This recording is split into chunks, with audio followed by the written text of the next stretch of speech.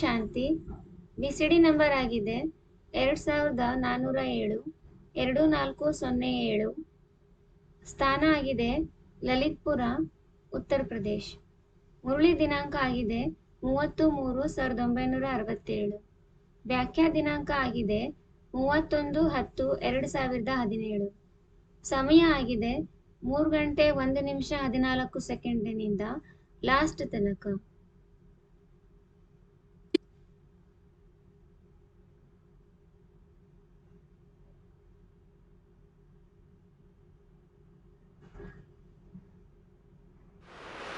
दुनिया के जितने भी वृक्ष हैं उनमें कौन से वृक्ष का पत्ता है जो थोड़ी सी हवा भी हिलेगी डुलेगी तो पत्ता जोर से डोलता है?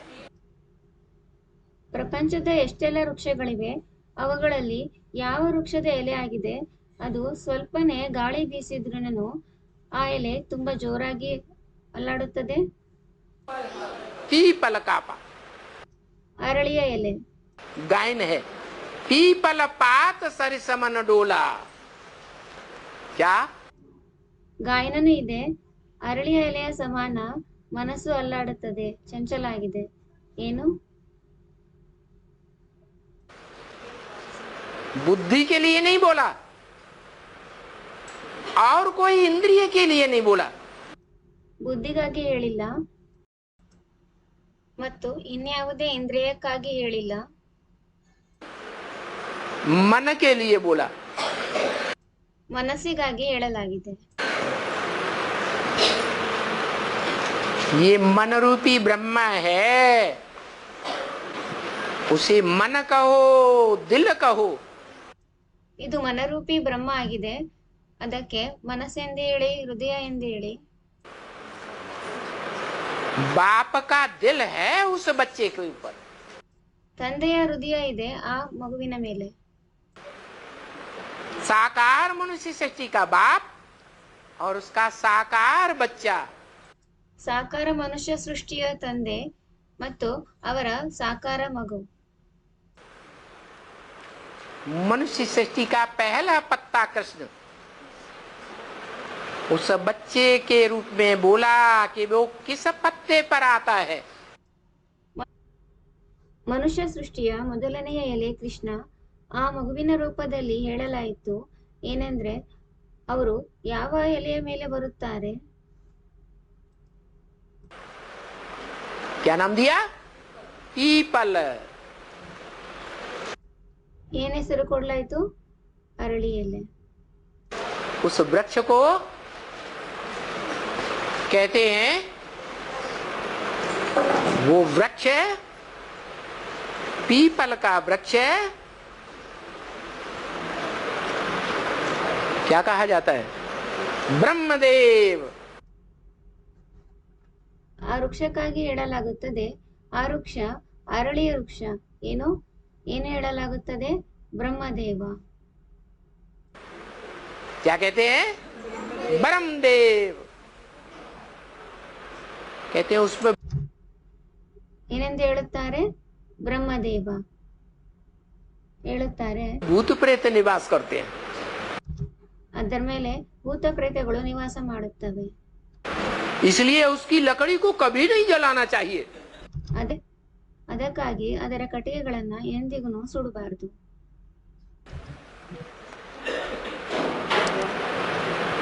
वास्तव में वो ब्रह्मा रूपी आत्मा की बात है. ವಾಸ್ತವದಲ್ಲಿ ಅದು ಬ್ರಹ್ಮರೂಪಿ ಆತ್ಮನ ಮಾತಾಗಿದೆ.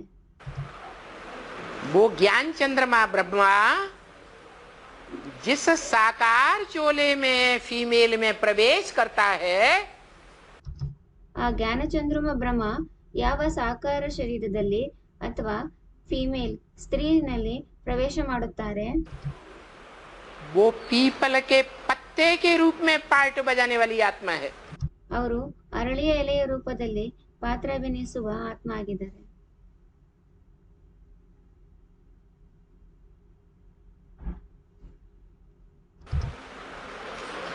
रुद्रमाला का मणका तो है, लेकिन सबसे कमजोर मणका है या पावरफुल मणका है?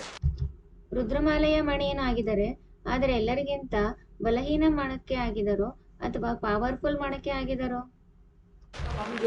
कमजोर लास्ट मणका है।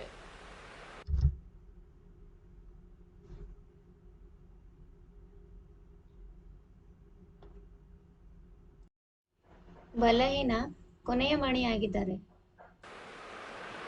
इसलिए बहुत हिलता डुलता है। ಅದಕ್ಕಾಗಿ ತುಂಬಾನೇ ಅಲ್ಲಾಡುತ್ತಾರೆ, ಓಲಾಡುತ್ತಾರೆ.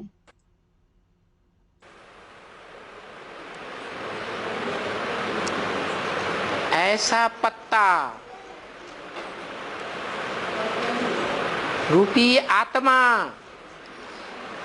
जो लंबे समय तक बाप के साथ रहती है, ಅಂತಹ ಎಲೆಯ ರೂಪಿ ಆತ್ಮ ಅವರು ತುಂಬಾ ಸಮಯದ ತನಕ ತಂದೆಯ ಜೊತೆಗೆ ಇರುತ್ತಾರೆ. आपने एक वृक्ष देखा होगा, वो वृक्ष बहुत बढ़ जाता है। ತಾವು ಒಂದು ವೃಕ್ಷ ನೋಡಿರ್ಬೋದು, ಆ ವೃಕ್ಷ ತುಂಬಾ ವೃದ್ಧಿ ಆಗ್ಬಿಡುತ್ತದೆ. और उस वृक्ष में अनेक प्रकार के और भी वृक्ष पैदा हो जाते हैं। ಮತ್ತು कौन सा वृक्ष है? ಮತ್ತು ಆ ವೃಕ್ಷದಲ್ಲಿ ಅನೇಕ ಪ್ರಕಾರದ ಬೇರೆ ವೃಕ್ಷಗಳನ್ನು ಉತ್ಪತ್ತಿ ಆಗ್ಬಿಡುತ್ತವೆ. ಯಾವ ವೃಕ್ಷ ಆಗಿದೆ? और उस वृक्ष में अनेक प्रकार के और भी वृक्ष पैदा हो जाते हैं। ಮತ್ತು ಆ ವೃಕ್ಷದಲ್ಲಿ ಅನೇಕ ಪ್ರಕಾರದ ಬೇರೆ ವೃಕ್ಷಗಳು ಕೂಡ ಬೆಳೆಯುತ್ತವೆ. कौन सा वृक्ष है? ಯಾವ ವೃಕ್ಷ ಆಗಿದೆ? खजूर बहुत बढ़ जाता है। ಉತ್ತರ ಕೊಟ್ಟರು ಖರ್ಜೂರ. ಪ್ರಶ್ನೆ ಕೇಳ್ತಾ ಇದ್ದಾರೆ, ಖರ್ಜೂರ ತುಂಬಾ ವೃದ್ಧಿ ಆಗುತ್ತದೆಯಾ? बढ़ जाता है बड़, ವೃದ್ಧಿ ಆಗುತ್ತದೆ ಬರ್ಡ್. बरगद, उसमें और भी वृक्ष पैदा हो जाते हैं। ಬರ್ಗದ್, ಆಲದ ಮರ, ಅದರಲ್ಲಿ ಬೇರೆ ವೃಕ್ಷಗಳನ್ನು ಕೂಡ ಬೆಳೆಯುತ್ತವೆ. पीपल का पेड़ पैदा हो जाता, नीम का पेड़ पैदा हो जाता। ಅರಳಿಯ ಗಿಡ ಬೆಳೆಯುತ್ತದೆ, ಬೇವಿನ ಗಿಡ ಬೆಳೆಯುತ್ತದೆ. तो एक वृक्ष में ही अनेक वृक्ष, ये वैरायटी धर्मों का वृक्ष है, मनुष्य सृष्टि का वृक्ष।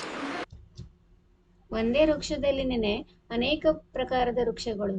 ಇದು ವೆರೈಟಿ ಧರ್ಮದ ವೃಕ್ಷ ಆಗಿದೆ, ಮನುಷ್ಯ ಸೃಷ್ಟಿಯ ವೃಕ್ಷ.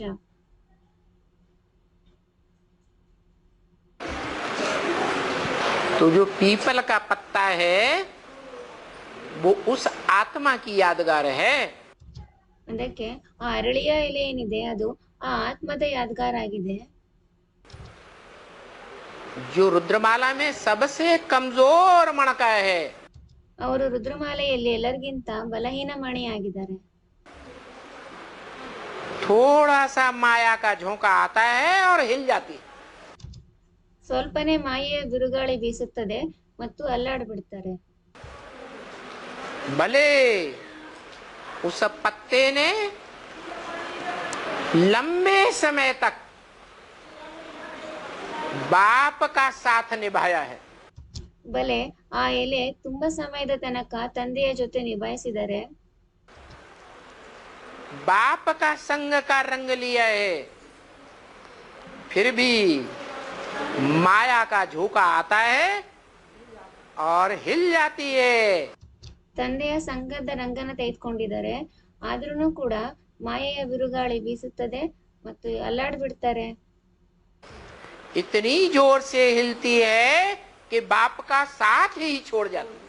ಅಷ್ಟೊಂದು ಜೋರಾಗಿ ಅಲ್ಲಾಡ್ತಾರೆ, ತಂದೆಯ ಜೊತೆನೆ ಬಿಟ್ಬಿಡ್ತಾರೆ, ಬಿಟ್ಟು ಹೋಗ್ತಾರೆ.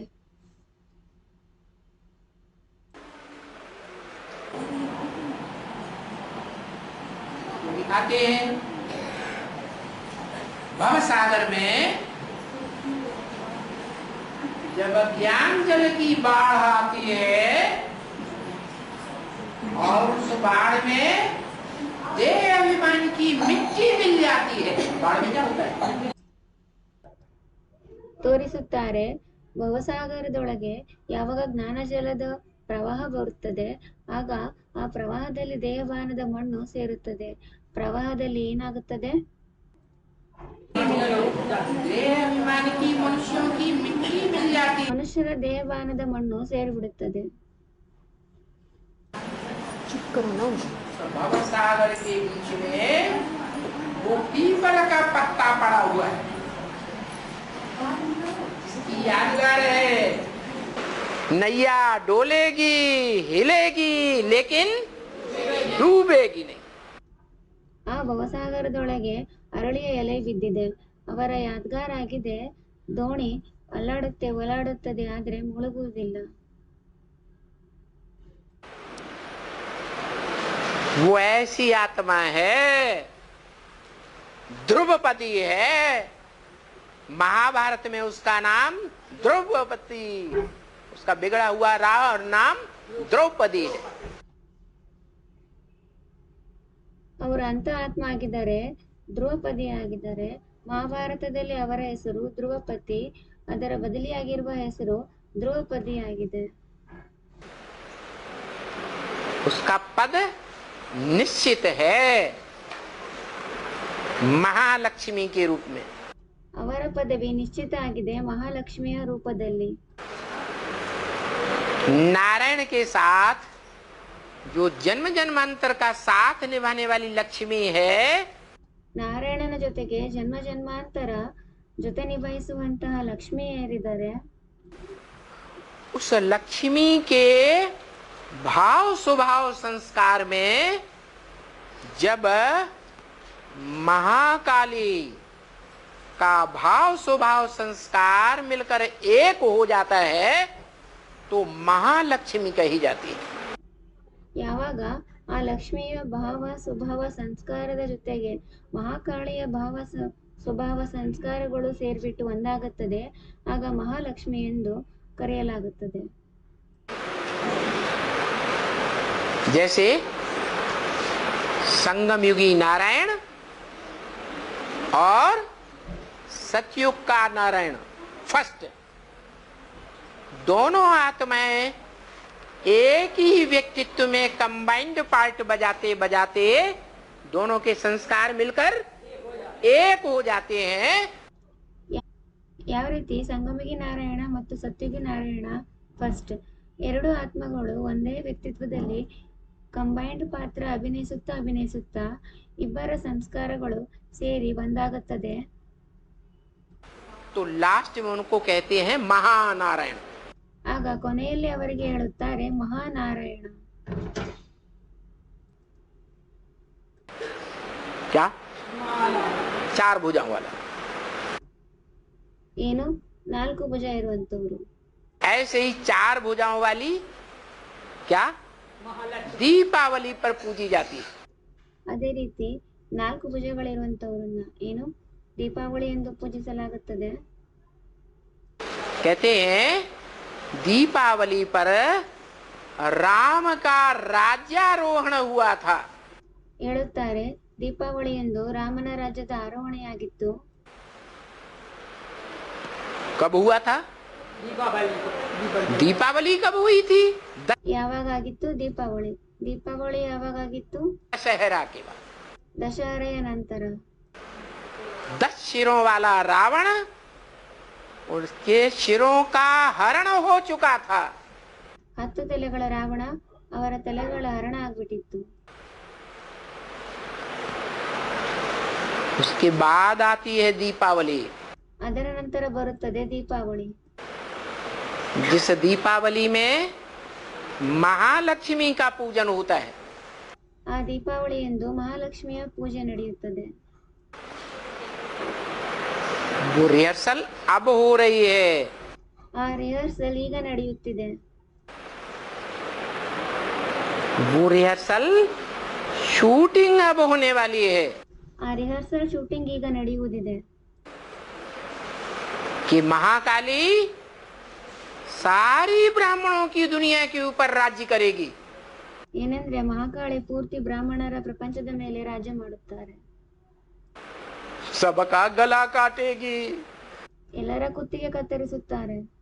सबको अनिश्चय बुद्धि बनाएगी। ಎಲ್ಲರನ್ನೂ ಅನಿಶ್ಚಯ ಬುದ್ಧಿಯಾಗಿ ಮಾಡುತ್ತಾರೆ. एक बाप को छोड़कर, महाकाल को छोड़कर, ಒಬ್ಬ ತಂದೆಯನ್ನು ಬಿಟ್ಟು, ಮಹಾಕಾಲನನ್ನು ಬಿಟ್ಟು, जगदम्बा जगत पिता को छोड़कर सबके गले काट दे। ಜಗದಂಬ ಜಗತ್ಪಿತನನ್ನ ಬಿಟ್ಬಿಟ್ಟು ಪ್ರತಿಯೊಬ್ಬರ ಕತ್ತಿಗೆಯನ್ನ ಕತ್ತರಿಸ್ಬಿಡ್ತಾರೆ.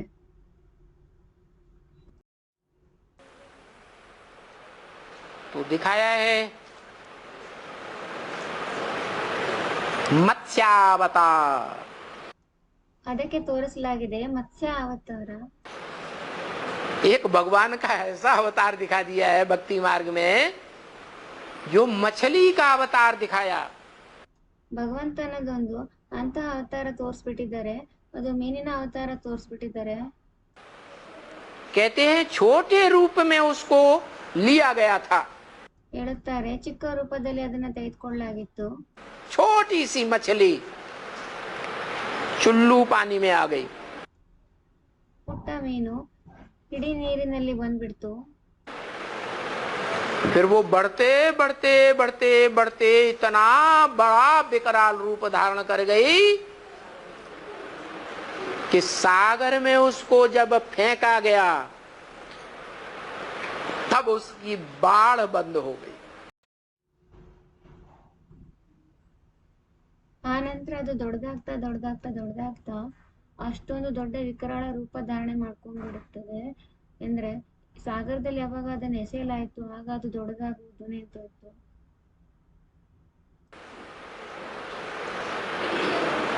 यही दिखाते हैं कि जब नई सृष्टि बनी थी तो एक शरीर रूपी नवैया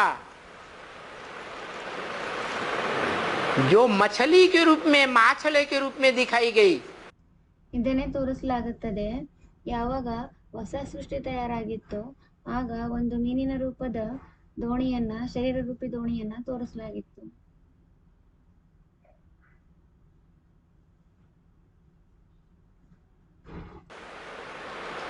उसके सींग पर वो नई सृष्टि की 108 आत्माएं बीज रूप में बैठी हुई थी। ಅದರ ಕೊಂಬಿನ ಮೇಲೆ ಹೊಸ ಸೃಷ್ಟಿಯ 108 ಆತ್ಮಗಳು ಬೀಜ ರೂಪದಲ್ಲಿ ಕುಳಿತಿದ್ರು. और उससे नई सृष्टि का जन्म हुआ। ಮತ್ತು ಅವರಿಂದ ಹೊಸ ಸೃಷ್ಟಿಯ ಜನ್ಮ ಆಯಿತು. पीपल का पत्ता भी दिखाते हैं पहले पहले। ಮೊದಲು ಮೊದಲು ಅರಳಿಯ ಎಲೆಯನ್ನು ಕೂಡ ತೋರಿಸುತ್ತಾರೆ. वो पीपल का पत्ता समंदर में जब लहरें आती हैं तो डूबेगा या नहीं? ಆ ಅರಳಿಯ ಎಲೆ ಸಮುದ್ರದಲ್ಲಿ ಯಾವಾಗ ಅಲೆಗಳು ಬರುತ್ತವೆ ಆಗ ಮುಳುಗುತ್ತದೆಯೋ ಇಲ್ವೋ? डूबता हुआ दिखाई पड़ता है या नहीं? ಮುಳುಗುತ್ತಿರುವ ಹಾಗೆ ಕಾಣಿಸಿಕೊಳ್ಳಿಕ್ ಬರುತ್ತದೆಯೋ ಇಲ್ವೋ? दिखाई पड़ता है। ಕಾಣಿಸ್ಕೊಳ್ಳಿಕ್ ಬರುತ್ತದೆ. डूबता है फिर उछलता है, फिर डूबता है फिर उछलता है। ಮುಳುಗುತ್ತದೆ, ಮತ್ತೆ ಮೇಲೆದೇಳುತ್ತದೆ, ಮತ್ತೆ ಮುಳುಗುತ್ತದೆ, ಮತ್ತೆ ಮೇಲೆದೇಳುತ್ತದೆ. तो लोग समझते हैं कि ये डूबा कि डूबा,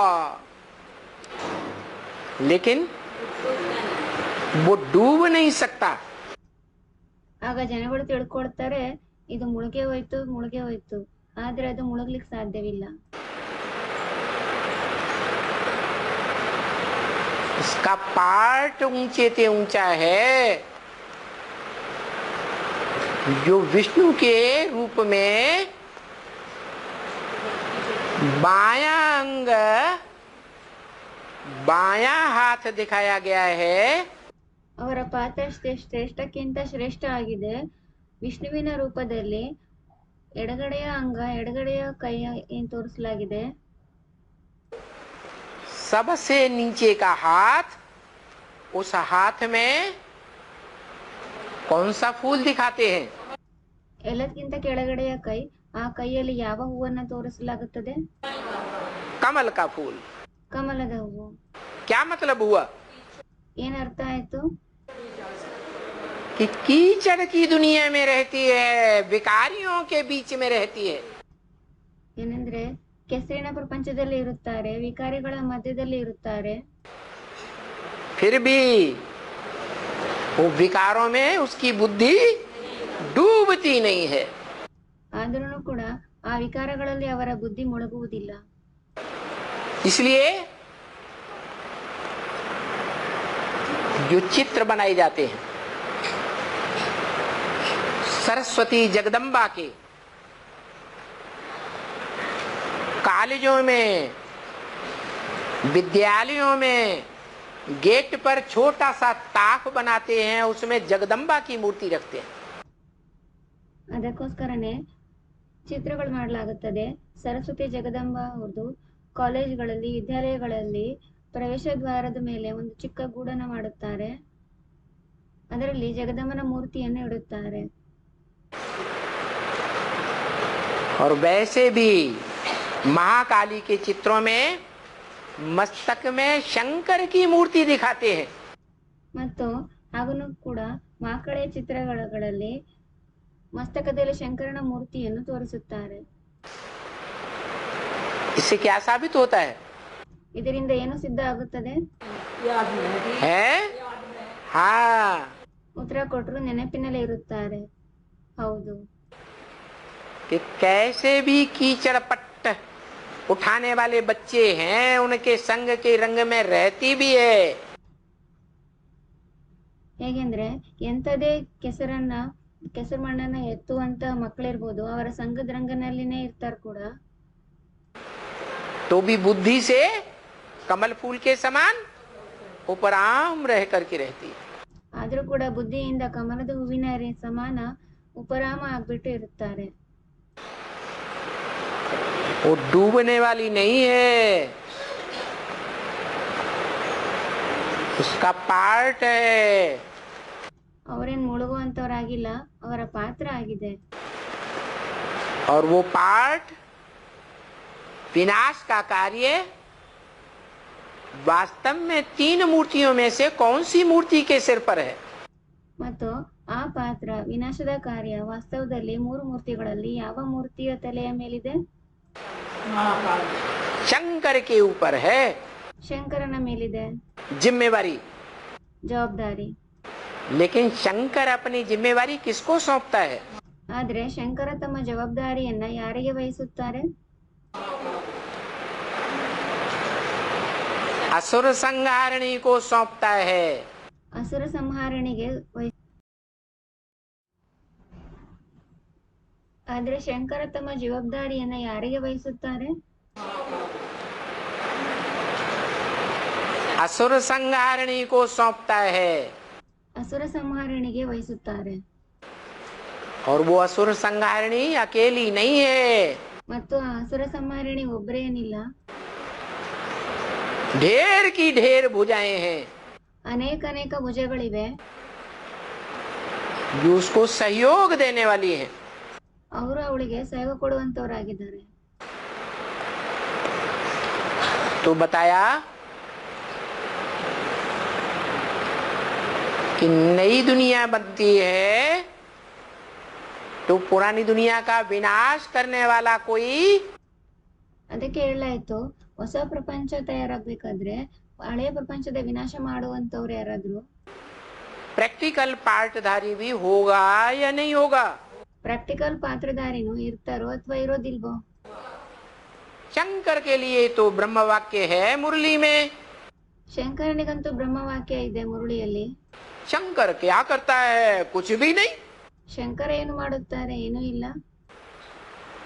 माने करने धरने का काम इंद्रियों से होता है या बिना इंद्रियों के? ಅಂದ್ರೆ ಮಾಡ್ಬೇಕಾಗಿರುವಂತ ನಿಜವಾದ ಕೆಲಸ ಇಂದ್ರಿಯಗಳಿಂದ ಆಗುತ್ತದೆಯೋ ಅಥವಾ ಇಂದ್ರಿಯಗಳಿಲ್ದೇನೋ? है इंद्रियों से होता है। ಇಂದ್ರಿಯಗಳಿಂದ ನಡೆಯುತ್ತದೆ. और विनाश का काम अपवित्रता से होता है या पवित्रता से होता है? ಮತ್ತು ವಿನಾಶದ ಕಾರ್ಯ ಅಪವಿತ್ರತೆಯಿಂದ ಆಗುತ್ತದೆಯೋ ಅಥವಾ ಪವಿತ್ರತೆಯಿಂದನೋ? तो शंकर क्या अपवित्र होता है? ಉತ್ತರ ಕೊಟ್ರು ಅಪವಿತ್ರತೆಯಿಂದ. ಅಂದ್ರೆ ಶಂಕರ ಏನು ಅಪವಿತ್ರ ಆಗಿರ್ತಾರ? शंकर के मस्तक से तो मस्तक में ज्ञान का तीसरा नेत्र ही दिखाते हैं. ಶಂಕರನ ಮಸ್ತಕದಲ್ಲಿ ಅಂತೂ ಜ್ಞಾನದ ಮೂರನೆಯ ನೇತ್ರವನ್ನೇ ತೋರಿಸಲಾಗುತ್ತದೆ. वो तीसरा ज्ञान का नेत्र उसके जीवन में, ब्राह्मण जीवन में, यज्ञोपवीतधारी ब्राह्मण शंकर के जीवन में कभी वो तीसरा नेत्र गायब नहीं होता.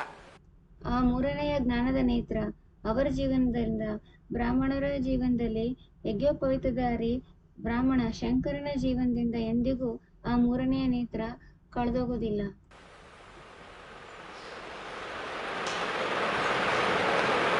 गंगा गायब हो सकती है, चंद्रमा गायब हो सकता है, ಗಂಗೆ ಕಳೆದೋಗ್ಬಿಡ್ಬೋದು, ಚಂದ್ರಮ ಕಳೆದೋಗ್ಬಿಡ್ಬೋದು, लेकिन तीसरा नेत्र कभी गायब नहीं होता.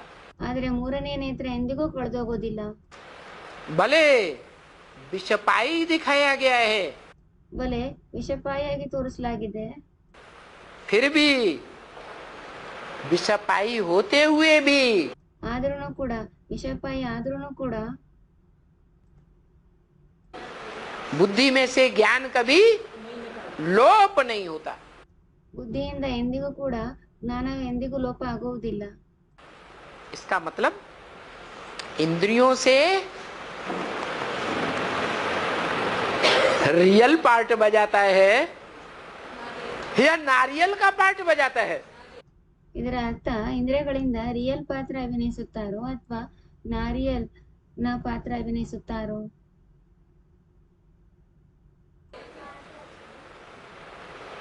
वो पार्ट रियल नहीं है. ಆ ಪಾತ್ರ ರಿಯಲ್ ಆಗಿಲ್ಲ. रियल पार्ट उसे कहा जाता है जिस पार्ट में इंद्रियां आसक्त होकर के सुख भोगती हैं. ರಿಯಲ್ ಪಾತ್ರ ಎಂದು ಅದಕ್ಕೆ ಕರೆ ಹೇಳಲಾಗುತ್ತದೆ. ಆ ಪಾತ್ರದಲ್ಲಿ ಇಂದ್ರಿಯಗಳು ಆಸಕ್ತ ಆಗ್ಬಿಟ್ಟು ಸುಖ ಭೋಗಿಸುತ್ತವೆ. इंद्रियों के जिस पार्ट में इंद्रियां अनासक्त रहें, ಇಂದ್ರಿಯಗಳ ಆ ಪಾತ್ರದಲ್ಲಿ ಇಂದ್ರಿಯಗಳು ಅನಾಸಕ್ತ ಆಗಿರ್ಲಿ, एक निराकार ज्योति बिंदु की याद में रहें, ಒಬ್ಬ ನಿರಾಕಾರ ಜ್ಯೋತಿರ್ಬಿಂದುವಿನ ನೆನಪಿನಲ್ಲಿ ಇರ್ಲಿ, तो उसे आसक्त कहेंगे क्या? ಆಗ ಅದನ್ನ ಆಸಕ್ತರಾಗಿದ್ದಾರೆ ಎಂದು ಹೇಳಲಾಗುತ್ತದೆಯಾ? कहेंगे नहीं. ಹೇಳ್ತಾರ? ಇಲ್ಲ. मन को कंट्रोल करने की बात है. ಮನಸ್ಸನ್ನ ಕಂಟ್ರೋಲ್ ಮಾಡುವಂತ ಮಾತಾಗಿದೆ. ये मन रूपी घोड़ा कहो, मन रूपी बैल कहो, ಮನರೂಪಿ ಕುದುರೆ ಎಂದೇಳಿ, ಮನರೂಪಿ ಎತ್ತು ಎಂದೇಳಿ, जो मन रूपी बैल शंकर में प्रवेश होकर बैलबाजी कराता है, ಮನರೂಪಿ ಎತ್ತು ಶಂಕರನಲ್ಲಿ ಪ್ರವೇಶ ಮಾಡಿಬಿಟ್ಟು ಬಯಲ್ಬಾಜಿ ಮಾಡಿಸುತ್ತದೆ.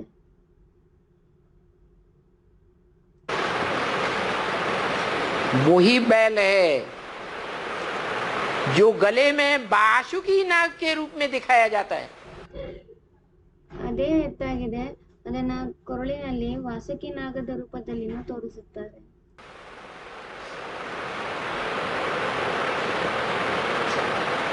वसु का पुत्र वासुकी, ವಸುವಿನ ಪುತ್ರ ವಾಸುಕಿ, जैसे शास्त्रों में दिखाते हैं वसुदेव का पुत्र वासुदेव, एक मात्रा बढ़ती है. ಯಾವ ರೀತಿ ಶಾಸ್ತ್ರದಲ್ಲಿ ತೋರಿಸಲಾಗುತ್ತದೆ, ವಸುದೇವನ ಪುತ್ರ ವಾಸುದೇವ, ಒಂದು ಮಾತ್ರ ಹೆಚ್ಚಾಗುತ್ತದೆ. तो ये वासुकी नाग है. ಇಲ್ಲಿ ವಾಸುಕಿ ನಾಗ ಆಗುತ್ತೆ. ये कोई भी जीवन में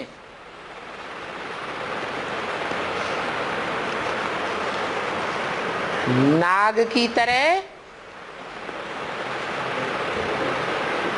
बिना विष पिए नहीं रह सकता। ಇದು ಯಾವುದೇ ಜೀವನದಲ್ಲಿನೂ ಹಾವಿನ ರೀತಿ ವಿಷ ಕುಡಿದ ನೆನೆ ಇರ್ಲಿಕ್ಕೆ ಸಾಧ್ಯ ಇಲ್ಲ. नाग जो है वो बहुत विकारी माना जाता है। ನಾಗ ಏನಿದೆ ಅದನ್ನ ತುಂಬಾ ವಿಕಾರಿ ಎಂದು ತಿಳಿಯಲಾಗುತ್ತದೆ. कौन से विकार में? ಯಾವ ವಿಕಾರದಲ್ಲಿ? काम विकार में। ಕಾಮ ವಿಕಾರದೊಳಗೆ. और वो है नागों का राजा कौन? वासुकी। ಮತ್ತು ಅವರಾಗಿದ್ದಾರೆ ನಾಗಗಳ ರಾಜ ಯಾರು? ವಾಸುಕಿ. उसने जकड़ रखा है, गर्दन से जकड़ रखा है। ಅವರು ಹಿಡಿದುಕೊಂಡ್ಬಿಟ್ಟಿದ್ದಾರೆ, ಕುತ್ತಿಗೆಯಿಂದ ಹಿಡಿದುಕೊಂಡ್ಬಿಟ್ಟಿದ್ದಾರೆ. ऐसे तो पांचों ही विकार दिखाते हैं। ಈಗಂತೂ ನೋಡಿದ್ರೆ 5 ವಿಕಾರಗಳನ್ನು ತೋರಿಸುತ್ತಾರೆ. कमर में भी सांप दिखाते हैं, ಸೊಂಟದಲ್ಲಿನೂ ಹಾವನ್ನ ತೋರಿಸುತ್ತಾರೆ. दोनों भुजाओं में भी क्रोध और लोभ की यादगार सांप दिखाते हैं। ಎರಡು ಭುಜಗಳಲ್ಲಿನೂ ಕೂಡ ಕ್ರೋಧ ಮತ್ತು ಲೋಭದ ಯಾದಗಾರ್ ಹಾವುಗಳನ್ನ ತೋರಿಸುತ್ತಾರೆ. और मस्तक के ऊपर भी अहंकार की यादगार सांप दिखाते हैं। ಮತ್ತು ಮಸ್ತಕದ ಮೇಲಿನ ಅಹಂಕಾರದ ಯಾದಗಾರ್ ಹಾವಿನ ತೋರಿಸುತ್ತಾರೆ. पांचों विकारों से जकड़ा हुआ है। 5 ವಿಕಾರಗಳಿಂದನೂ ಹಿಡಿದುಕೊಂಡಿದ್ದಾರೆ. लेकिन फांसी किससे लगती है? जिससे आदमी मर ही जाता है। ಆದ್ರೆ ನೇಣನ್ನ ಯಾವುದರಿಂದ ಹಾಕಲಾಗುತ್ತದೆ? ಅದರಿಂದ ವ್ಯಕ್ತಿ ಸತ್ತೇ ಹೋಗ್ಬಿಡ್ತಾರೆ. है गले से लगती है। ಕೊರಳಿನಿಂದ ಹಾಕಲಾಗುತ್ತೆ. तो उस वासुकी नाग ने गले से पकड़ा हुआ है। ಅಂದ್ರೆ ಆ ವಾಸುಕಿ ನಾಗ ಗಲೆಯಿಂದ ಕೊರಳಿಂದ ಹಿಡ್ಕೊಂಡಿದ್ದಾರೆ. नाग कहो, घोड़ा कहो, बैल कहो, वो बैल शंकर पर पुरुषार्थी जीवन में सवार होता है। ಅದಕ್ಕೆ ನಾಗ ಅಂತನಾದ್ರೂ ಹೇಳಿ, ಕುದುರೆ ಅಂತನಾದ್ರೂ ಹೇಳಿ, ಎತ್ತು ಅಂತನಾದ್ರೂ ಹೇಳಿ, ಆ ಎತ್ತು ಶಂಕರನ ಮೇಲೆ ಪುರುಷಾರ್ಥ ಜೀವನದಲ್ಲಿ ಸವಾರಿ ಮಾಡ್ತಾರೆ. या शंकर बैल पर सवार होता है पुरुषार्थी जीवन में। ಅಥವಾ ಏನು ಶಂಕರ ಎತ್ತಿನ ಮೇಲೆ ಸವಾರಿ ಮಾಡ್ತಾರೋ ಪುರುಷಾರ್ಥಿ ಜೀವನದಲ್ಲಿ. बैल शंकर पर सवार होकर पार्ट बजाता है। बैल ಎತ್ತು ಶಂಕರನ ಮೇಲೆ ಸವಾರಿ ಆಗ್ಬಿಟ್ಟು ಪಾತ್ರ ಅಭಿನಯಿಸುತ್ತದೆ. माने मन, ಎತ್ತು ಅಂದ್ರೆ ಮನಸ್ಸು. मन रूपी घोड़ा आत्मा को वशीभूत कर लेता है। ಮನರೂಪಿ ಕುದುರೆ ಆತ್ಮವನ್ನ ವಶೀಭೂತ ಮಾಡ್ಕೊಂಡ್ಬಿಡುತ್ತದೆ. फिर पुरुषार्थ करते करते अंत में ऐसी स्टेज भी आती है कि संपन्न पुरुषार्थी बनता है। ನಂತರ ಪುರುಷಾರ್ಥ ಮಾಡ್ತಾ ಮಾಡ್ತಾ ಅಂತ್ಯದಲ್ಲಿ ಅಂತಹ ಸ್ಟೇಜ್ ಕೂಡ ಬರುತ್ತದೆ, ಸಂಪನ್ನ ಪುರುಷಾರ್ಥಿ ಆಗ್ಬಿಡ್ತಾರೆ. निरंतर याद में रहता है। ನಿರಂತರ ನೆನಪಿನಲ್ಲಿನೇ ಇರ್ತಾರೆ. तो उस सर्प को, उस बैल को बैलबाजी करने का मौका मिलता ही नहीं। ಆಗ ಆ ಸರ್ಪಕ್ಕೆ, ಆ ಎತ್ತಿಗೆ ಬಯಲ್ಬಾಜಿ ಗೋಳಿ ಕಾಳಗ ಮಾಡುವಂತಹ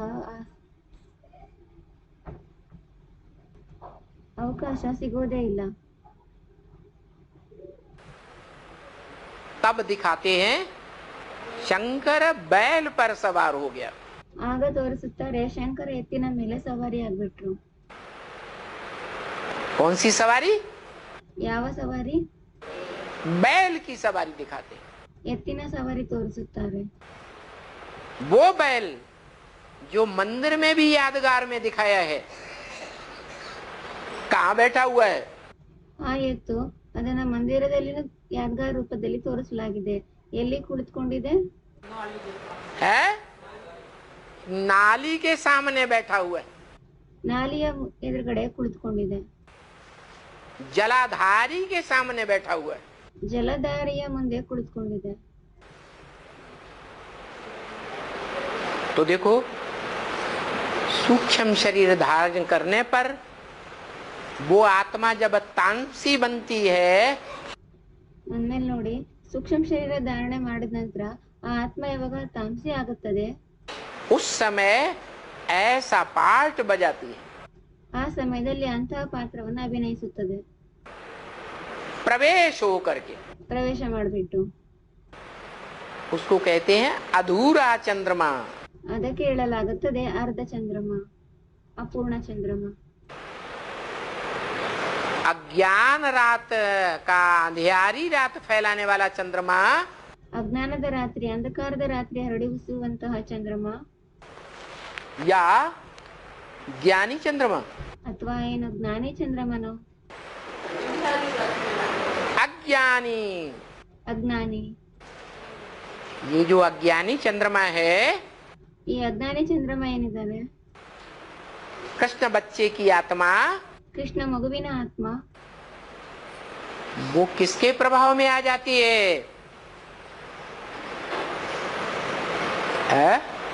ಅವ್ರು ಯಾರ ಪ್ರಭಾವದಲ್ಲಿ ಬಂದ್ಬಿಡ್ತಾರೆ?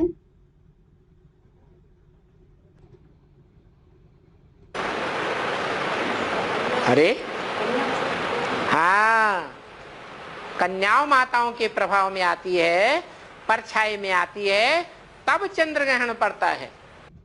ಅರೆ, ಕನ್ಯಾ ಮಾತೆಯರ ಪ್ರಭಾವದಲ್ಲಿ ಬರುತ್ತದೆ, ಅವ್ರ ನೆರಳಲ್ಲಿ ಬರುತ್ತದೆ, ಆಗ ಚಂದ್ರಗ್ರಹಣ ಬೀಳುತ್ತದೆ.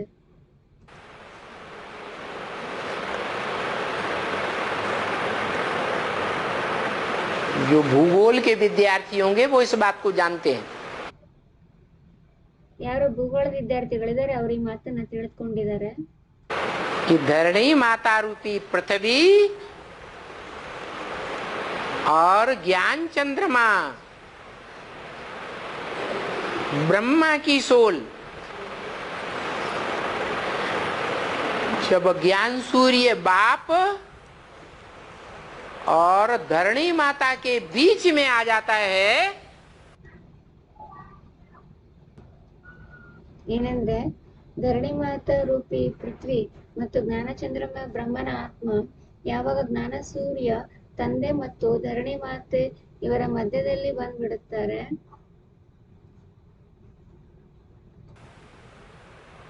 तो धरणी वासियों को चंद्रमा का जो परछाया पड़ता है धरणी पर, वो धरणी वासियों को सूर्य दिखाई नहीं पड़ता. ಆಗ ಧರಣಿವಾಸಿಗಳಿಗೆ ಚಂದ್ರಮನ ಆ ನೆರಳೇನ್ ಬೀಳುತ್ತದೆ ಧರಣಿ ಮೇಲೆ, ಆ ಧರಣಿವಾಸಿಗಳಿಗೆ ಸೂರ್ಯ ಕಾಣಿಸ್ಕೊಡುವುದಿಲ್ಲ. तो वो समझते हैं सूर्य अंधेरे में आ गया. ಆಗ ಅವ್ರು ತಿಳಿದುಕೊಳ್ತಾರೆ ಸೂರ್ಯ ಅಂಧಕಾರದಲ್ಲಿ ಬಂದ್ಬಿಟ್ರು. अरे सूर्य कभी अंधेरे में आ सकता है? ಅರೆ, ಸೂರ್ಯ ಎಂದಾದ್ರೂ ಅಂಧಕಾರದಲ್ಲಿ ಬರ್ಲಿಕ್ಕೆ ಸಾಧ್ಯ ಇದೆಯಾ? है? जो चंद्रमा के प्रभाव में आ गई धरणी माता,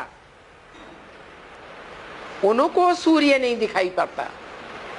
ಚಂದ್ರನ ಪ್ರಭಾವದಲ್ಲಿ ಯಾರು ಬಂದ್ಬಿಟ್ರೋ ಧರಣಿ ಮಾತೆ, ಅವರಿಗೆ ಸೂರ್ಯ ಕಾಣಿಸ್ಕೊಳ್ಳಿಕ್ ಬರೋದಿಲ್ಲ. बाकी ऐसे नहीं है कि सूर्य कभी अंधेरा हो जाता है. ಬಾಕಿ ಈ ರೀತಿ ಏನಿಲ್ಲ, ಸೂರ್ಯ ಯಾವತ್ತಾದ್ರೂ ಅಂಧಕಾರ ಆಗ್ಬಿಡ್ತಾರೆ. ऐसे ही चंद्रमा और सूर्य के बीच में जब पृथ्वी आ जाती है, ಇದೇ ರೀತಿನೇ ಚಂದ್ರಮ ಮತ್ತು ಸೂರ್ಯನ ಮಧ್ಯದಲ್ಲಿ ಯಾವಾಗ ಪೃಥ್ವಿ ಬಂದ್ಬಿಡ್ತಾಳೆ, तो पृथ्वी का परछाया चंद्रमा पर पड़ता है. ಆಗ ಪೃಥ್ವಿಯ ನೆರಳು ಚಂದ್ರಮನ ಮೇಲೆ ಬೀಳುತ್ತದೆ. सूर्य का प्रकाश पृथ्वी पर और पृथ्वी का अंधियारा चंद्रमा पर पड़ता है. ಸೂರ್ಯನ ಪ್ರಕಾಶ ಪೃಥ್ವಿಯ ಮೇಲೆ ಮತ್ತು ಪೃಥ್ವಿಯ ಅಂಧಕಾರ ಚಂದ್ರಮನ ಮೇಲೆ ಬೀಳುತ್ತದೆ. तो चंद्रमा का वो भाग अंधेरा दिखाई पड़ता है.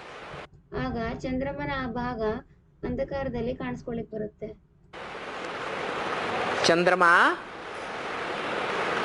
पृथ्वी के परछाई में आ गया ना। ಚಂದ್ರಮ ಪೃಥ್ವಿಯ ನೆರಳಲ್ಲಿ ಬಂದ್ಬಿಟ್ರಲ್ವಾ. जब परछाई में आ जाता है तो कभी कभी ऐसा भी होता है कि संपूर्ण चंद्रमा पर अंधेरा छा जाता है. ಯಾವಾಗ ನೆರಳು ಬೀಳುತ್ತದೆ ಆಗ ಕೆಲವೊಮ್ಮೆ ಆ ರೀತಿನೂ ಆಗ್ಬಿಡುತ್ತದೆ, ಸಂಪೂर्ण ಚಂದ್ರಮನ ಮೇಲೂ ಅಂಧಕಾರ ಹರಡ್ಬಿಡುತ್ತದೆ. अमावस्या जैसी रात हो जाती है. ಅಮಾವಾಸ್ಯದ ರೀತಿಯ ರಾತ್ರಿ ಆಗ್ಬಿಡುತ್ತದೆ. ये सही बात है. ಇದು ಸರಿಯಾಗಿರೋ ಮಾತಾಗಿದೆ. क्या? ಏನು? कि पृथ्वीवासियों को चंद्रमा कैसा दिखाई देता? ಏನಂದ್ರೆ ಪೃಥ್ವಿವಾಸಿಗಳಿಗೆ ಚಂದ್ರಮ ಯಾವ ರೀತಿ ಕಾಣಿಸ್ಕೊಳ್ತಾನೆ? अंधेरा दिखाई देता. ಅಂಧಕಾರದಲ್ಲಿ ಕಾಣಿಸ್ಕೊಳ್ತಾನೆ. और परछावे में आता भी है. ಮತ್ತು ನೆರಳಲ್ಲಿ ಬರ್ತಾನೆ ಕೂಡ. कन्याओं माताओं का प्रभाव ज्ञान चंद्रमा के ऊपर पड़ता है. ಕನ್ಯಾ ಮಾತೆಯರ ಪ್ರಭಾವ ಜ್ಞಾನ ಚಂದ್ರಮನ ಮೇಲೆ ಬೀಳುತ್ತದೆ. जैसे कुमार का दैदी जैसी ब्रह्मा कुमारियों का प्रभाव ब्रह्मा के ऊपर पड़ता था या नहीं पड़ता था? ಯಾವ ರೀತಿ ಕುಮಾರಿಕಾ ದಾದಿ ಅಂತ ಬ್ರಹ್ಮಕುಮಾರಿಯವರ ಪ್ರಭಾವ ಜ್ಞಾನ ಚಂದ್ರಮ ಬ್ರಹ್ಮ ಅವ್ರ ಮೇಲೆ ಬೀಳ್ತಿತ್ತೋ ಇಲ್ವೋ? नहीं पड़ता था. ಬೀಳ್ತಿರ್ಲಿಲ್ವಾ? पड़ता था. ಬೀಳ್ತಾ ಇತ್ತು. तो चंद्रमा प्रभाव से प्रभावित हो जाता है. ಚಂದ್ರಮ ಪ್ರಭಾವದಿಂದ ಪ್ರಭಾವಿತ ಆಗ್ಬಿಡ್ತಾರೆ.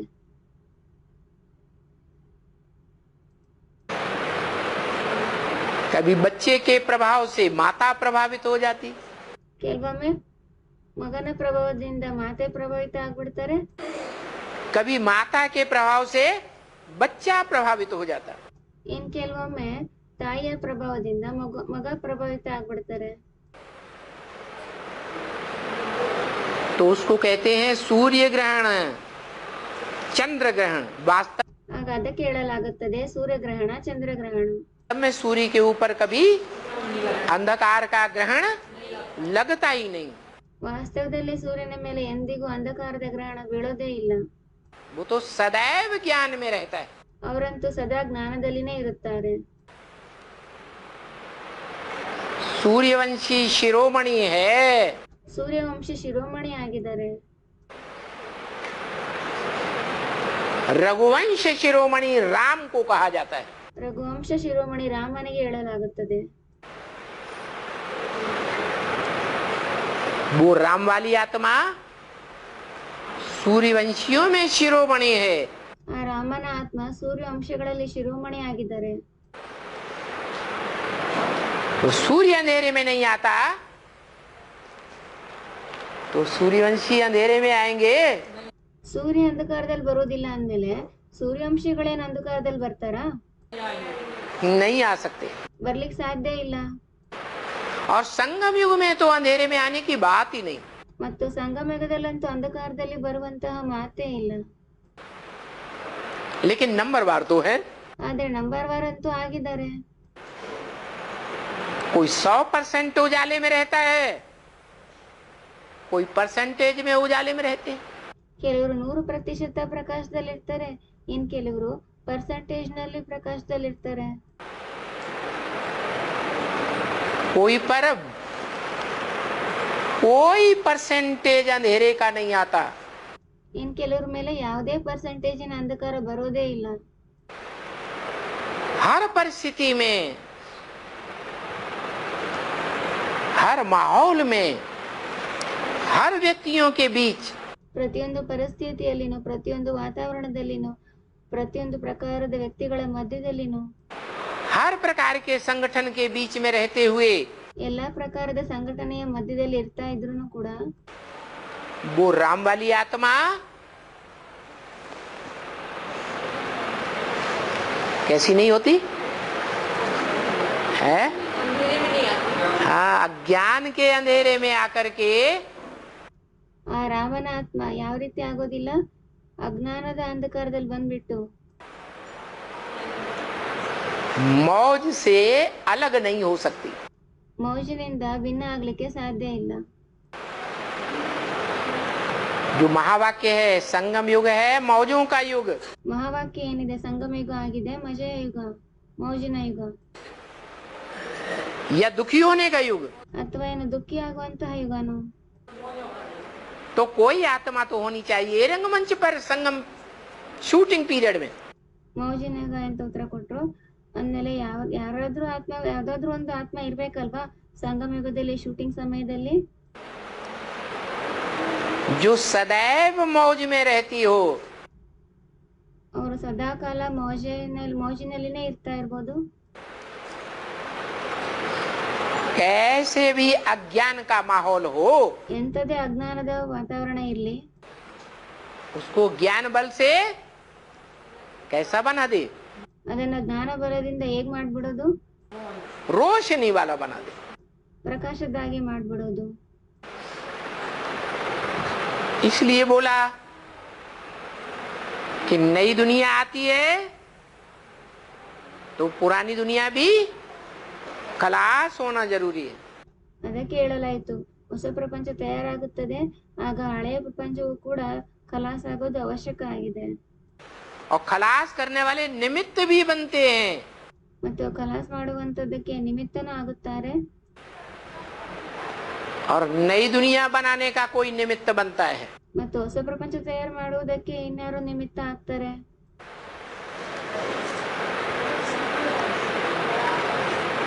एक है नई दुनिया बनाने वाला, ಒಬ್ಬರಾಗಿದ್ದಾರೆ ಹೊಸ ಪ್ರಪಂಚ ಮಾಡುವಂತವ್ರು, और बाकी सब हैं मनन चिंतन करने वाले मनु की औलाद मनुष्य। ಬಾಕಿ ಉಳಿದವರೆಲ್ಲ ಆಗಿದ್ದಾರೆ ಮನನ ಚಿಂತನ ಮಾಡುವಂತಹ ಮನುವಿನ ಸಂತಾನರು, ಮನುಷ್ಯರು. मनुष्य किन्हें कहा जाता है? ಮನುಷ್ಯ ಎಂದು ಯಾರಿಗೆ ಹೇಳಲಾಗುತ್ತದೆ? मनु की औलाद को मनुष्य कहा जाता है। ಮನುವಿನ ಸಂತಾನಿಗೆ ಮನುಷ್ಯ ಎಂದು ಹೇಳಲಾಗುತ್ತದೆ. विष्णु की औलाद को वैष्णव, ವಿಷ್ಣುವಿನ ಸಂತಾನಿಗೆ ವೈಷ್ಣವ, ब्रह्मा की औलाद को ब्राह्मण। एक ಬ್ರಹ್ಮನ ಸಂತಾನಿಗೆ ಬ್ರಾಹ್ಮಣ. मात्रा बढ़ती है ना, ಒಂದೊಂದು ಮಾತ್ರ ಹೆಚ್ಚಾಗ್ತಾ ಹೋಗುತ್ತೆ ಅಲ್ವಾ? ऐसे ही मनु की औलाद को मनुष्य कहा जाता है। ಅದೇ ರೀತಿನೇ ಮನುವಿನ ಸಂತಾನಿಗೆ ಮನುಷ್ಯ ಎಂದು ಕರೆಯಲಾಗುತ್ತದೆ. मनु मनन चिंतन मंथन करने वालों में सर्वोपरि, ಮನು ಮನನ ಚಿಂತನ ಮಂಥನ ಮಾಡುವಂತವರಲ್ಲಿ ಸರ್ವೋಪರಿ. तो बच्चे भी मनन चिंतन मंथन करने वाले होंगे या डम्ब बुद्धि होंगे? ಅಂದಮೇಲೆ ಮಕ್ಕಳು ಕೂಡ ಮನನ ಚಿಂತನ ಮಂಥನ ಮಾಡುವಂತವರಾಗಿರ್ತಾರೋ ಅಥವಾ ಡಲ್ ಬುದ್ಧಿಯವರಾಗಿರ್ತಾರೋ? सब नंबरवार मनन चिंतन मंथन करने वाले प्रत्यक्ष होते हैं। ಎಲ್ಲರೂ ನಂಬರ್ ವಾರ್ ಮನನ ಚಿಂತನ ಮಂಥನ ಮಾಡುವಂತವ್ರು ಪ್ರತ್ಯಕ್ಷ ಆಗುತ್ತಾರೆ. है तो मनुष्य, ಆಗಿರೋದೇನೋ ಮನುಷ್ಯ, लेकिन वो मनुष्य कभी भगवान नहीं कहा जा सकता। ಆದ್ರೆ ಆ ಮನುಷ್ಯ ಎಂದಿಗೂ ಭಗವಂತ ಎಂದು ಕರೆಯುವುದಕ್ಕೆ ಸಾಧ್ಯವಿಲ್ಲ. क्यों? जिसका मन चलायमान है, जिसके मन में संकल्प विकल्पों की तरंगें चलती रहती हैं, ಕಾರಣ ಏನು? ಏಕೆಂದ್ರೆ ಯಾರ್ದು ಮನಸ್ಸು ಚಲಯಮಾನ ಆಗಿದೆ, ಯಾರ ಮನಸ್ಸಿನಲ್ಲಿ ಸಂಕಲ್ಪ ವಿಕಲ್ಪಗಳ ತರಂಗಗಳು ನಡೀತಾ ಇರುತ್ತವೆ, निसंकल्प ज्योति बिंदु स्टेज में स्थिर नहीं हो सकता। ನಿಸ್ಸಂಕಲ್ಪ ಜ್ಯೋತಿರ್ಬಿಂದು ಸ್ಟೇಜ್ ನಲ್ಲಿ ಸ್ಥಿರ ಆಗ್ಲಿಕ್ಕೆ ಸಾಧ್ಯ ಇಲ್ಲ. बिंदु रूपी स्टेज में निरंतर स्थिर नहीं हो सकता। ಬಿಂದು ರೂಪಿ ಸ್ಟೇಜ್ ನಲ್ಲಿ ನಿರಂತರ ಸ್ಥಿರ ಆಗ್ಲಿಕ್ಕೆ ಸಾಧ್ಯ ಇಲ್ಲ. तो उसको भगवान कहेंगे? ಅವ್ರಿಗೆ ಭಗವಂತ ಅಂತ ಹೇಳ್ತೀರಾ? है? भगवान नहीं कहा जा सकता। ಇಲ್ಲ, ಭಗವಂತ ಎಂದು ಹೇಳಿಕ್ ಸಾಧ್ಯ ಇಲ್ಲ. भगवान को सोच विचार संकल्प विकल्प करने की दरकार है।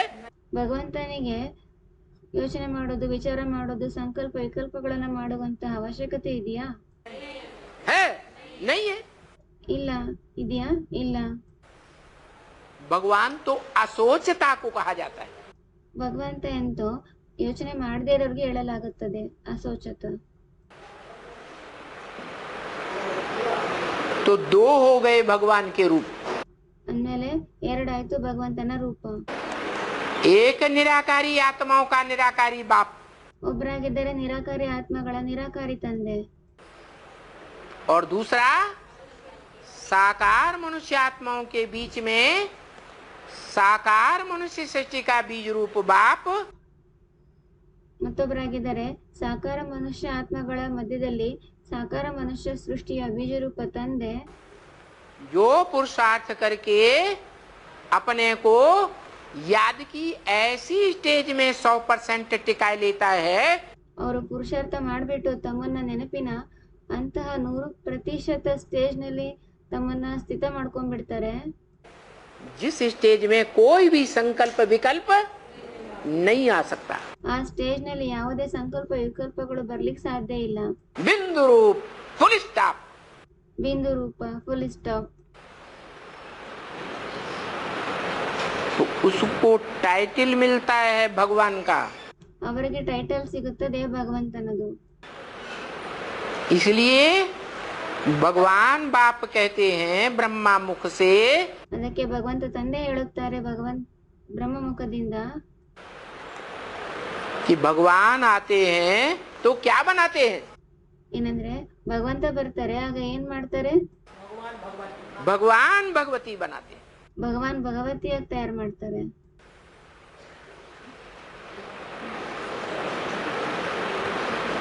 प्रवृत्ति मार्ग की दुनिया बनानी है ना, ಪ್ರವೃತ್ತಿ ಮಾರ್ಗದ ಪ್ರಪಂಚ ತಯಾರು ಮಾಡಬೇಕಾಗಿದೆ ಅಲ್ವಾ,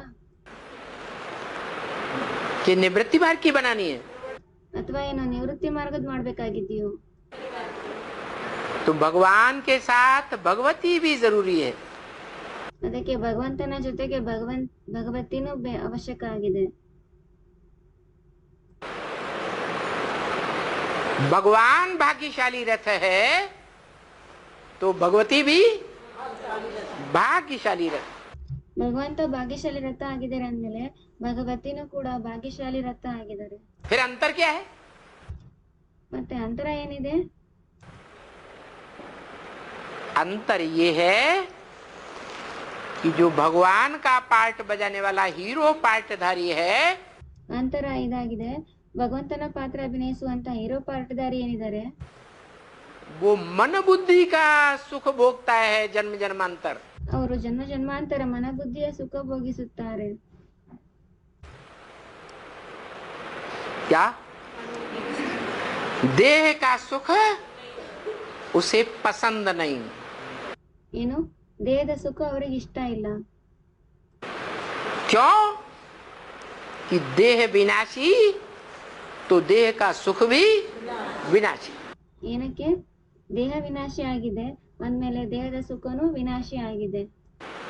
वो आत्मा कोई भी जन्म में 84 के चक्र में आएगी, ಆ ಆತ್ಮ ಯಾವುದೇ ಜನ್ಮದಲ್ಲಿ 84ರ ಚಕ್ರದಲ್ಲಿ ಬರುತ್ತದೆ, भले द्वैतवादी हिंसक दुनिया में आएगी ಬಲೆ ದ್ವೈತವಾದಿ ಹಿಂಸಕ ಪ್ರಪಂಚದಲ್ಲಿನೇ ಬರುತ್ತದೆ, तो भी हिंसक युद्ध के बीच में भले उसको सैकड़ों घाव लगे शरीर के, ಆದ್ರೂ ಕೂಡ ಹಿಂಸಕ ಯುದ್ಧದ ಮಧ್ಯದಲ್ಲಿ ಭಲೆ ಅವರಿಗೆ 100 ಗಾಯಗಳಾಗ್ಲಿ ಶರೀರದ್ದು,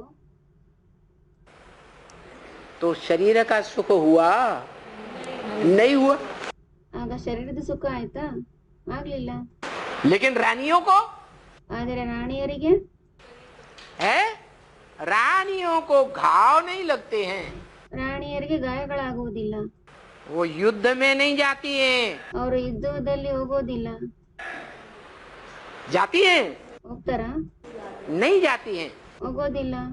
उनको तो जन्म जन्मांतर देह का सुख मिलना है, ಅವ್ರಿಗಂತೂ ಜನ್ಮ ಜನ್ಮಾಂತರ ದೇಹದ ಸುಖ ಸಿಗ್ಬೇಕಾಗಿದೆ. क्योंकि देह को पवित्र रखा है. ಯಾಕೆಂದ್ರೆ ದೇಹವನ್ನ ಪವಿತ್ರ ಆಗಿಟ್ಟಿದ್ದಾರೆ. क्या संगम युग में किसके ऊपर पवित्रता हासिल की, देह के ऊपर या आत्मा के ऊपर? ಸಂಗಮಯುಗದಲ್ಲಿ ಯಾವುದರ ಮೇಲೆ ಪವಿತ್ರತೆಯನ್ನ ಸಾಧಿಸಿದ್ದಾರೆ, देह के ऊपर या आत्मा के ऊपर? ದೇಹದ ಮೇಲೇನೋ ಅಥವಾ ಆತ್ಮದ ಮೇಲೇನೋ? देह के ऊपर पवित्रता हासिल की. ದೇಹದ ಮೇಲೆ ಪವಿತ್ರತೆಯನ್ನ ಸಾಧಿಸಿದ್ದಾರೆ. देह को अपवित्र नहीं होने दिया, ದೇಹವನ್ನ ಅಪವಿತ್ರ ಆಗ್ಲಿಕ್ ಬಿಟ್ಟಿಲ್ಲ. कोई भी कीचक के द्वारा, ಯಾವುದೇ ಕೀಚಕನ ಮೂಲಕ, कोई भी दुर्योधन दुशासन के द्वारा ಯಾವುದೇ ದುರ್ಯೋಧನ ದುಶಾಸನನ ಮೂಲಕ अपवित्र नहीं होने दिया। ಅಪವಿತ್ರ ಆಗ್ಲಿಕ್ ಬಿಟ್ಟಿಲ್ಲ. इसलिए उनको जन्म जन्मांतर देह का सुख मिलता है। ಅದಕ್ಕೇನೆ ಅವರಿಗೆ ಜನ್ಮ ಜನ್ಮಾಂತರ ದೇಹದ ಸುಖ ಸಿಗುತ್ತದೆ. लेकिन जो मन का सुख है, क्या? स्वाधीनता। ಆದ್ರೆ ಮನಸ್ಸಿನ ಸುಖ ಏನಿದೆ, ಏನು? ಸ್ವಾಧೀನತೆ. किसी के अधीन नहीं रहना, ಯಾರದೇ ಅಧೀನದಲ್ಲಿ ಇಲ್ಲದೆ ಇರುವುದು. रानियों को अधीन रहना पड़ता है या नहीं रहना पड़ता? ರಾಣಿಯರಿಗೆ ಅಧೀನದಲ್ಲಿ ಇರ್ಬೇಕಾಗುತ್ತೋ ಏನಿಲ್ವೋ? राजा के अधीन रहना पड़ता। ರಾಜನ ಅಧೀನದಲ್ಲಿ ಇರ್ಬೇಕಾಗುತ್ತದೆ. तो वो मन बुद्धि का सुख नहीं है, ಅದು ಮನಬುದ್ಧಿಯ ಸುಖ ಆಗಿಲ್ಲ, देह का सुख है। ದೇಹದ ಸುಖ ಆಗಿದೆ. लेकिन देह के सुख में भी वो नंबर 1 जो भगवान भगवती का टाइटल लेने वाली आत्माएं हैं। ಆದ್ರೆ ದೇಹದ ಸುಖದಲ್ಲಿನೂ ಅವರು ನಂಬರ್ 1. ಯಾರು? ಭಗವಾನ್ ಭಗವತಿಯ ಟೈಟಲ್ ತೆಗೆದುಕೊಳ್ಳೋ ಅಂತವ್ರು ಇದ್ದಾರೆ. और उनमें से एक मन बुद्धि का भी अव्वल नंबर का सुख लेने वाली आत्मा। ಅವರಲ್ಲಿ ಒಬ್ರು ಮನಬುದ್ಧಿಯಿಂದನೂ ಕೂಡ ಮೊದಲನೆಯ ನಂಬರಿನ ಸುಖ ತೆಗೆದುಕೊಳ್ಳೋ ಅಂತಹ ಆತ್ಮ. जन्म जन्मांतर के लिए अंतिम जन्म को छोड़कर, ಜನ್ಮ ಜನ್ಮಾಂತರಕ್ಕಾಗಿ ಅಂತಿಮ ಜನ್ಮವನ್ನ ಬಿಟ್ಬಿಟ್ಟು. क्यों? कि जो कभी दुखी नहीं होगा, दुख के बंधन में ही नहीं आएगा, ಕಾರಣ ಏನು? ಯಾರು ಎಂದಿಗೂ ದುಃಖಿನೇ ಆಗೋದಿಲ್ಲ, ದುಃಖದ ಬಂಧನದಲ್ಲಿನೇ ಬರುವುದಿಲ್ಲ. तो सुख को पहचानने की उसको वैल्यू होगी। ಅವರಿಗೆ ಸುಖವನ್ನ ಗುರುತಿಸುವಂತಹದ್ದು ವ್ಯಾಲ್ಯೂ, ಬೆಲೆ ಗೊತ್ತಿರುತ್ತದೆಯಾ? दुख के बंधन में आए तो सुख की वैल्यू। ದುಃಖದ ಬಂಧನದಲ್ಲಿ ಬಂದಿದ್ರೆ ಆಗ ಸುಖದ ಬೆಲೆ. इसलिए ये संसार सुख दुख का है। ಅದಕ್ಕೋಸ್ಕರನೇ ಈ ಸಂಸಾರ ಸುಖ ದುಃಖದಾಗಿದೆ. कोई आत्माएं ज्यादा से ज्यादा समय, लंबे समय तक इस सच्ची रूपी रंगमंच पर सुख भोगती हैं। ಕೆಲವು ಆತ್ಮಗಳು ತುಂಬಾ ಸಮಯ, ಜಾಸ್ತಿಗಿಂತ ಜಾಸ್ತಿ ಈ ಸೃಷ್ಟಿರೂಪಿ ರಂಗಮಂಚದ ಮೇಲೆ ಸುಖ ಭೋಗಿಸುತ್ತಾರೆ.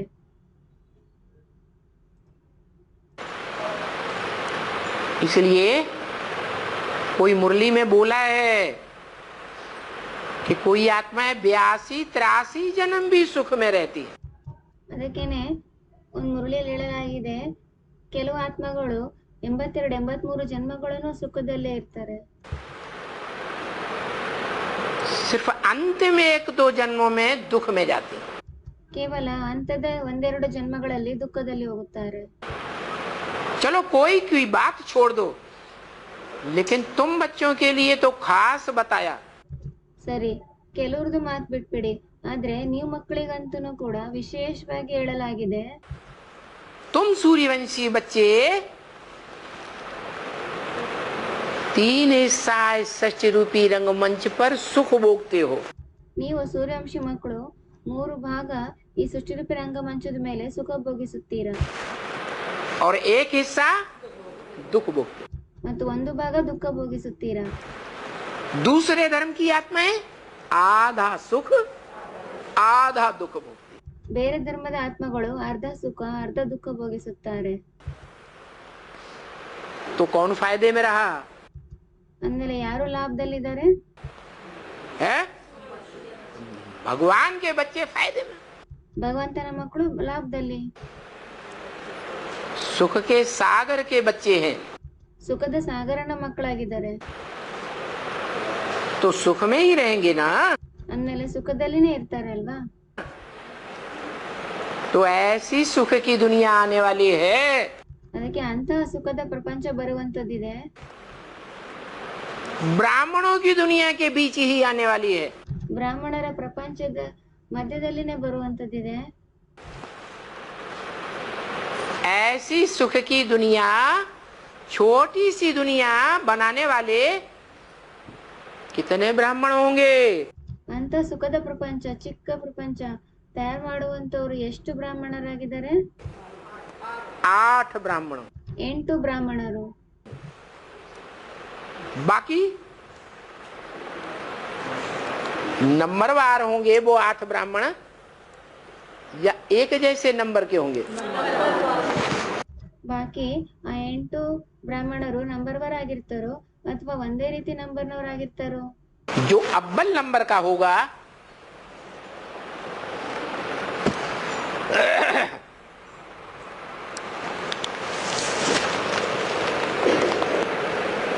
वो अव्वल नंबर का ब्राह्मण अंधेरे में आएगा। ಮೊದಲನೇ ನಂಬರ್ನವ್ರು ಯಾರಿರ್ತಾರೆ, ಆ ಮೊದಲನೆಯ ನಂಬರಿನ ಬ್ರಾಹ್ಮಣ ಅಂಧಕಾರದಲ್ಲಿ ಬರ್ತಾರಾ? महाशिवरात्रि में, ಮಹಾಶಿವರಾತ್ರಿಯಲ್ಲಿ जब सारी दुनिया अज्ञान अंधकार में डूबी हुई होगी, ಯಾವಾಗ ಪೂರ್ತಿ ಪ್ರಪಂಚ ಅಂಧಕಾರದಲ್ಲಿ ಮುಳುಗಿರುವಂತದ್ದಾಗಿರುತ್ತದೆ, चाहे बाहर के अज्ञानियों की दुनिया, चाहे ब्राह्मणों में बेसिक ब्राह्मणों की दुनिया हो, ಬೇಕಿದ್ರೆ ಹೊರಗಡೆ ಪ್ರಪಂಚದ ಅಜ್ಞಾನಿಗಳ ಪ್ರಪಂಚ ಅಥವಾ ಬೇಸಿಕ್ ಬ್ರಾಹ್ಮಣರ ಪ್ರಪಂಚನೇ ಆಗಿರ್ಲಿ, चाहे एडवांस ब्राह्मणों की दुनिया हो, ಬೇಕಿದ್ರೆ ಅಡ್ವಾನ್ಸ್ ಬ್ರಾಹ್ಮಣರ ಪ್ರಪಂಚನೇ ಆಗಿರ್ಲಿ, सब अज्ञान अंधकार में डूब जाएंगे। ಎಲ್ರು ಅಜ್ಞಾನ ಅಂಧಕಾರದಲ್ಲಿ ಮುಳುಗೋಗ್ಬಿಡ್ತಾರೆ। तो कोई बचेगा क्या? ಯಾರಾದ್ರಾಗ ಉಳಿಸ್ಕೊಳ್ತಾರೇನು? है? हाँ, जो एक बचता है वो महाकाल कहा जाता है। ಯಾರು ಒಬ್ರು ಉಳಿದುಕೊಳ್ತಾರೆ ಅವರಿಗೆ ಮಹಾಕಾಳ ಎಂದು ಕರೆಯಲಾಗುತ್ತದೆ, रुद्र कहा जाता है। ರುದ್ರ ಎಂದು ಕರೆಯಲಾಗುತ್ತದೆ। रौद्र रूप धारण करने वाला, विकराल रूप धारण करने वाला, ರೌದ್ರ ರೂಪ ಧಾರಣೆ ಮಾಡ್ಕೊಳ್ಳೋ ಅಂತವ್ರು, ವಿಕರಾಳ ರೂಪ ಧಾರಣೆ ಮಾಡ್ಕೊಳ್ಳೋ ಅಂತವ್ರು, जिसके द्वारा ये ज्ञान यज्ञ का आरंभ होता है। ಅವ್ರ ಮೂಲಕ ಈ ಜ್ಞಾನ ಯಜ್ಞದ ಆರಂಭ ಆಗುತ್ತದೆ। नाम क्या है यज्ञ का? ಹೆಸರೇನಾಗಿದೆ ಯಜ್ಞದ್ದು? रुद्र ज्ञान यज्ञ। ರುದ್ರ ಜ್ಞಾನ ಯಜ್ಞ। कोई और देवता का ज्ञान यज्ञ नहीं, ಇನ್ಯಾವುದೇ ದೇವತೆಯ ಜ್ಞಾನ ಯಜ್ಞ ಆಗಿಲ್ಲ, निराकार भगवान शिव का ज्ञान यज्ञ नहीं, ನಿರಾಕಾರ ಭಗವಂತ ಶಿವನ ಜ್ಞಾನ ಯಜ್ಞ ಆಗಿಲ್ಲ, क्योंकि उस निराकार ज्योति बिंदु का नाम तो शिव है, दूसरा कोई नाम उसका है ही नहीं। ಯಾಕೆಂದ್ರೆ ಆ ನಿರಾಕಾರ ಜ್ಯೋತಿರ್ಬಿಂದು ಶಿವನ ಹೆಸರು ಅದು ಶಿವ ಆಗಿದೆ, ಬೇರೆ ಯಾವುದೇ ಹೆಸರು ಅವ್ರದ್ದಾಗಿಲ್ಲ। दूसरे नाम जो भी पढ़ते हैं वो शरीर के आधार पर, शरीर के काम के आधार पर नाम पढ़ते हैं। ಬೇರೆ ಹೆಸರುಗಳನ್ನೆಲ್ಲ ಬೀಳುತ್ತವೆ, ಅವು ಶರೀರದ ಆಧಾರದ ಮೇಲೆ, ಶರೀರದ ಕಾರ್ಯದ ಆಧಾರದ ಮೇಲೆ ಹೆಸರು ಬೀಳುತ್ತವೆ। तो रुद्र नाम शरीर के द्वारा रौद्र रूप, विकराल रूप जिसने धारण किया उसकी यादगार है रुद्र ज्ञान यज्ञ। ಅದಕ್ಕೆ ರುದ್ರ ಹೆಸರು ಶರೀರದ ಮೂಲಕ ರುದ್ರ ರೂಪ, ವಿಕರಾಳ ರೂಪ ಯಾರು ಧಾರಣೆ ಮಾಡ್ಕೊಂಡ್ರು ಅವರ ಯಾದಗಾರ ಆಗಿದೆ ರುದ್ರ ಜ್ಞಾನ ಯಜ್ಞ। विनाशी ज्ञान यज्ञ या अविनाशी ज्ञान यज्ञ? ವಿನಾಶಿ ಜ್ಞಾನ ಯಜ್ಞನೋ ಅಥವಾ ಅವಿನಾಶಿ ಜ್ಞಾನ ಯಜ್ಞನೋ? अविनाशी ज्ञान यज्ञ है तो रचयिता भी अविनाशी होना चाहिए। ಅವಿನಾಶಿ ಜ್ಞಾನ ಯಜ್ಞ ಆಗಿದೆ ಅಂದ್ಮೇಲೆ ರಚಯಿತನು ಅವಿನಾಶಿ ಆಗಿರ್ಬೇಕು।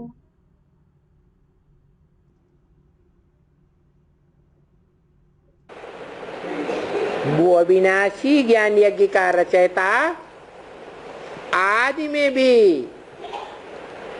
निश्चय बुद्धि होकर के शरीर छोड़ा था या अनिश्चय बुद्धि होकर शरीर छोड़ा? ಅವಿನಾಶಿ ಜ್ಞಾನ ಯಜ್ಞದ ರಚಯಿತ ಅವರು ಆದಿಯಲ್ಲಿನೂ ಕೂಡ ನಿಶ್ಚಯ ಬುದ್ಧಿ ಆಗ್ಬಿಟ್ಟು ಶರೀರ ಬಿಟ್ಟಿದ್ರು ಅಥವಾ ಅನಿಶ್ಚಯ ಬುದ್ಧಿ ಆಗ್ಬಿಟ್ಟು ಶರೀರ ಬಿಟ್ಟಿದ್ರು? कैसे? ನಿಶ್ಚಯ ಬುದ್ಧಿ ಆಗ್ಬಿಟ್ಟು ಉತ್ತರ ಕೊಟ್ರು. ಹೇಗೆ? युद्ध होता है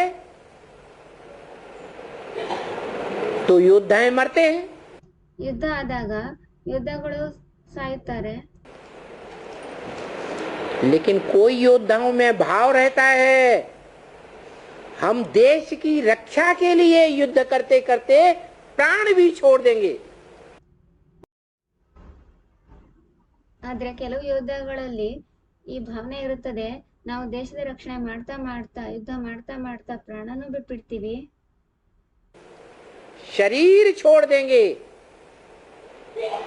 तो उनको हारा हुआ कहेंगे या नहीं कहेंगे? ಆಗ ಅವರನ್ನ ಸೋತೋಗಿರೋರು ಅಂತ ಹೇಳಲಾಗುತ್ತದೆಯೋ ಅಥವಾ ಹೇಳೋದಿಲ್ವೋ? हारा हुआ नहीं कहा जाएगा. ಸೋತೋಗಿರೋರು ಎಂದು ಹೇಳಲಾಗುವುದಿಲ್ಲ. क्यों?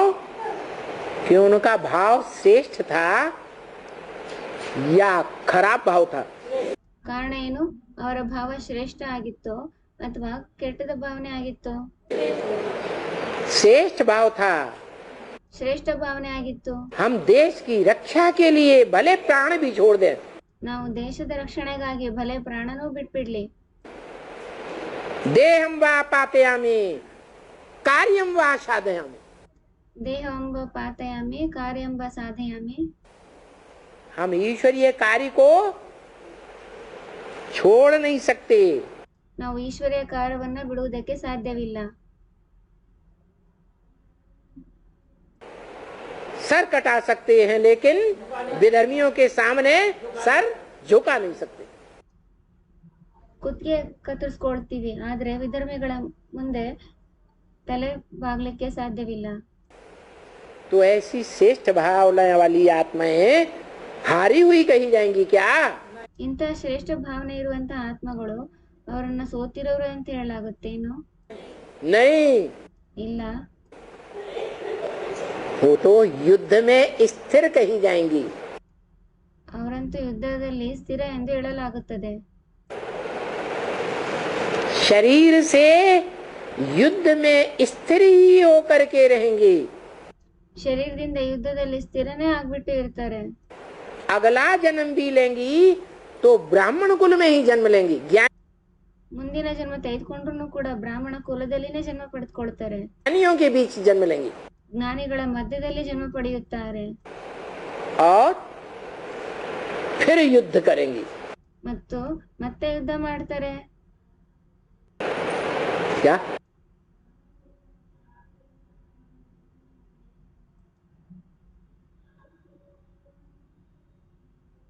जाएंगी क्या?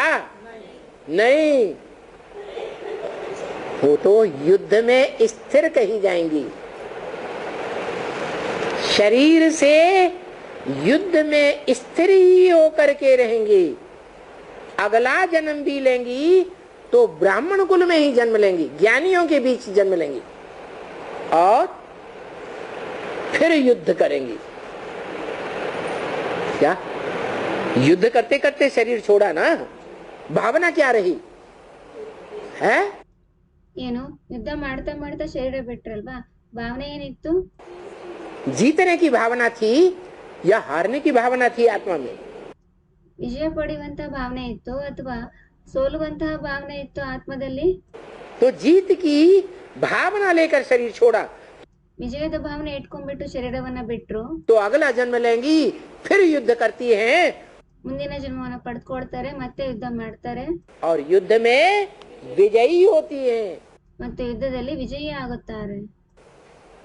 यही बात गीता में अर्जुन से कही है. ಇದೇ ಮಾತನ್ನ ಗೀತೆಯಲ್ಲಿ ಅರ್ಜುನನ ಜೊತೆಗೆ ಹೇಳಲಾಗಿದೆ. क्या? मोक्ष से महीम. ಏನು? ಭೋಕ್ಷಸೆ ಮಹಿಂ. अगर जिंदा रहेगा युद्ध करते करते तो पृथ्वी का राज्य करेगा। ಏನಾದ್ರೂ ಜೀವಿತವಾಗಿದ್ರೆ ಯುದ್ಧ ಮಾಡ್ತಾ ಮಾಡ್ತಾ ಆಗ ಪೃಥ್ವಿಯ ಮೇಲೆ ರಾಜ್ಯ ಮಾಡ್ತಾನೆ. शरीर छोड़ेगा तो भी स्वर्ग में जाएगा। ಶರೀರ ಬಿಟ್ರೆ ಆಗ್ಲೂ ಕೂಡ ಸ್ವರ್ಗದಲ್ಲಿ ಹೋಗ್ತಾರೆ. अगला जन्म लेगा तो स्व स्थिति में जन्म लेगा। ಮುಂದಿನ ಜನ್ಮ ಪಡೆದುಕೊಂಡ್ರೆ ಆಗ ಸ್ವಸ್ಥಿತಿಯಲ್ಲಿ ಜನ್ಮ ಪಡೆದುಕೊಳ್ತಾನೆ. मना आत्मा ऐसी स्टेज में जन्म लेगी जहां आत्मिक स्मृति तेरी पक्की हो जाएगी। ಅಂದ್ರೆ ಆತ್ಮ ಅಂತಹ ಸ್ಟೇಜ್ ನಲ್ಲಿ ಜನ್ಮ ಪಡೆದುಕೊಳ್ಳುತ್ತದೆ. ಆಗ ಅಲ್ಲಿ ಆತ್ಮಿಕ ಸ್ಥಿತಿ ನಿನ್ನದು ಪಕ್ಕಿಯಾಗಿರುತ್ತದೆ. तो स्व स्थिति में हुआ या देह की स्थिति में हुआ? स्व स्थिति में। ಹಾಗಿದ್ರೆ ಸ್ವಸ್ಥಿತಿಯಲ್ಲಿ ಆದ್ರೂ ಅಥವಾ ದೇಹದ ಸ್ಥಿತಿಯಲ್ಲಿ ಆದ್ರೂ? ಸ್ವಸ್ಥಿತಿಯಲ್ಲಿ. तो ऐसे ही यज्ञ के आदि में वो रुद्र रूप धारण करने वाला ऐसा विकराल रूप धारण करता है. ಅದೇ ರೀತಿನೇ ಯಜ್ಞದ ಆದಿಯಲ್ಲಿ ಆ ರುದ್ರ ರೂಪ ಧಾರಣೆ ಮಾಡ್ಕೊಳ್ಳುವಂತವ್ರು ಅಂತಹ ವಿಕರಾಳ ರೂಪವನ್ನು ಧಾರಣೆ ಮಾಡ್ಕೊಳ್ತಾರೆ. कि सारी दुनिया एक और वो एक आत्मा एक और. ಹೇಗೆಂದ್ರೆ ಪೂರ್ತಿ ಪ್ರಪಂಚನೇ ಒಂದ್ ಕಡೆಗೆ ಮತ್ತು ಆ ಆತ್ಮ ಅವ್ರ ಮತ್ತೊಂದ್ ಕಡೆಗೆ. भले लाश भी गुम कर दी जाती है, ಬಲೆ ಶವವನ್ನು ಕೂಡ ಮುಚ್ಚಾಕ್ಬಿಡಲಾಗುತ್ತದೆ, तो भी उसका भाव श्रेष्ठ रहता है या गिरा हुआ भाव रहता है? ಆದ್ರೂ ಕೂಡ ಅವರ ಭಾವನೆ ಶ್ರೇಷ್ಠ ಆಗಿರುತ್ತದೆಯೋ ಅಥವಾ ಬಿದ್ದೋಗಿರುವಂತ ಭಾವನೆ ಇರುತ್ತದೆಯೋ? क्या श्रेष्ठ भाव? ಯಾವ ಶ್ರೇಷ್ಠ ಭಾವನೆ?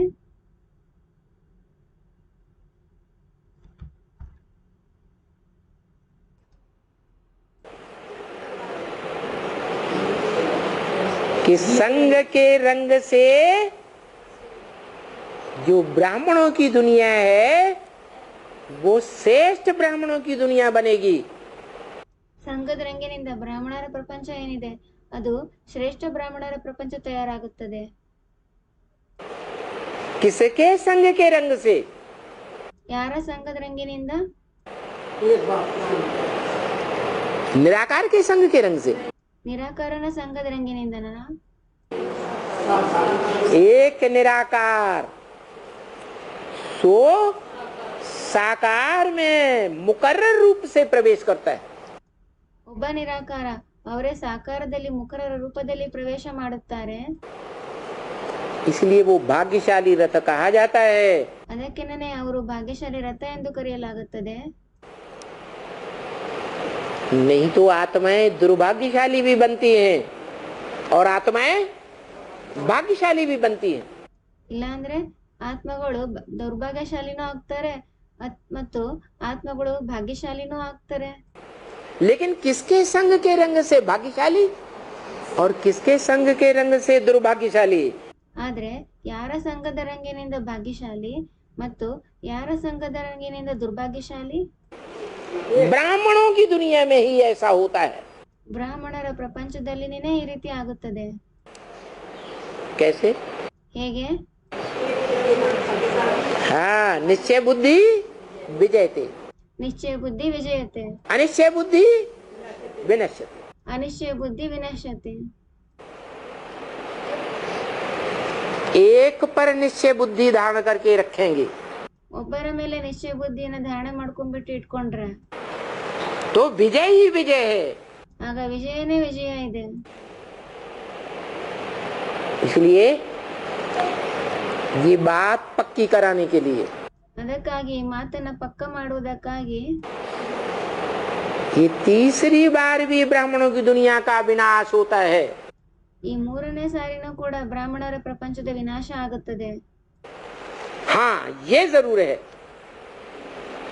कोई माया के रावण के प्रभाव में आकर के मायावियों के प्रभाव में आकर के पहले अनिश्चय बुद्धि की मौत मरेंगे. ಹೌದು, ಇದು ಅವಶ್ಯಕ ಆಗಿದೆ. ಕೆಲವರು ಮಾಯ ರಾವಣನ ಪ್ರಭಾವದಲ್ಲಿ ಬಂದ್ಬಿಟ್ಟು ಮಾಯಾವಿಗಳ ಪ್ರಭಾವದಲ್ಲಿ ಬಂದ್ಬಿಟ್ಟು ಮೊದಲು ಅನಿಶ್ಚಯ ಬುದ್ಧಿಯ ಮೃತ್ಯುವನ್ನ ಪಡೆದುಕೊಳ್ತಾರೆ. और कोई बाद में मरेगा. ಮತ್ತೆ ಇನ್ ಕೆಲವರು ನಂತರ ಸಾಯುತ್ತಾರೆ.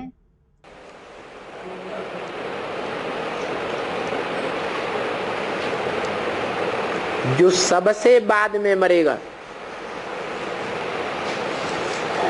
तो ज्यादा पावरफुल हुआ या नहीं? ಯಾರು ಎಲ್ಲರಿಗಿಂತ ನಂತರ ಸಾಯುತ್ತಾರೆ ಅವರು ಹೆಚ್ಚು ಪವರ್ಫುಲ್ ಆದ್ರೋ ಇಲ್ವೋ? है ज्यादा पावरफुल हुआ. ಅವರು ಜಾಸ್ತಿ ಪವರ್ಫುಲ್ ಆದ್ರು. और जो ज्यादा पावरफुल होगा वो आत्मा 8 की लिस्ट में आएगी या नहीं आएगी? ಮತ್ತು ಯಾರು ಜಾಸ್ತಿ ಪವರ್ಫುಲ್ ಆಗಿರ್ತಾರೆ ಅವ್ರ ಆತ್ಮ 8ರ ಲಿಸ್ಟ್ ಅಲ್ಲಿ ಬರ್ತಾರೋ ಏನಿಲ್ವೋ? आएगी. ಬರ್ತಾರೆ. ऐसे ही नंबर वार 7 और ಅದೇ ರೀತಿನೇ ನಂಬರ್ ವಾರ್ ಉಳಿದ 7. वो 8 आत्माएं अनिश्चय बुद्धि की मौत मरेंगी तो जरूर. ಆ 8 ಆತ್ಮಗಳು ಅನಿಶ್ಚಯ ಬುದ್ಧಿಯ ಮೃತ್ಯುವಿನಿಂದಂತೂ ಸಾಯ್ತಾರೆ ಅವಶ್ಯವಾಗಿ. ये तो निश्चित है कि एक ही सत्य बचेगा.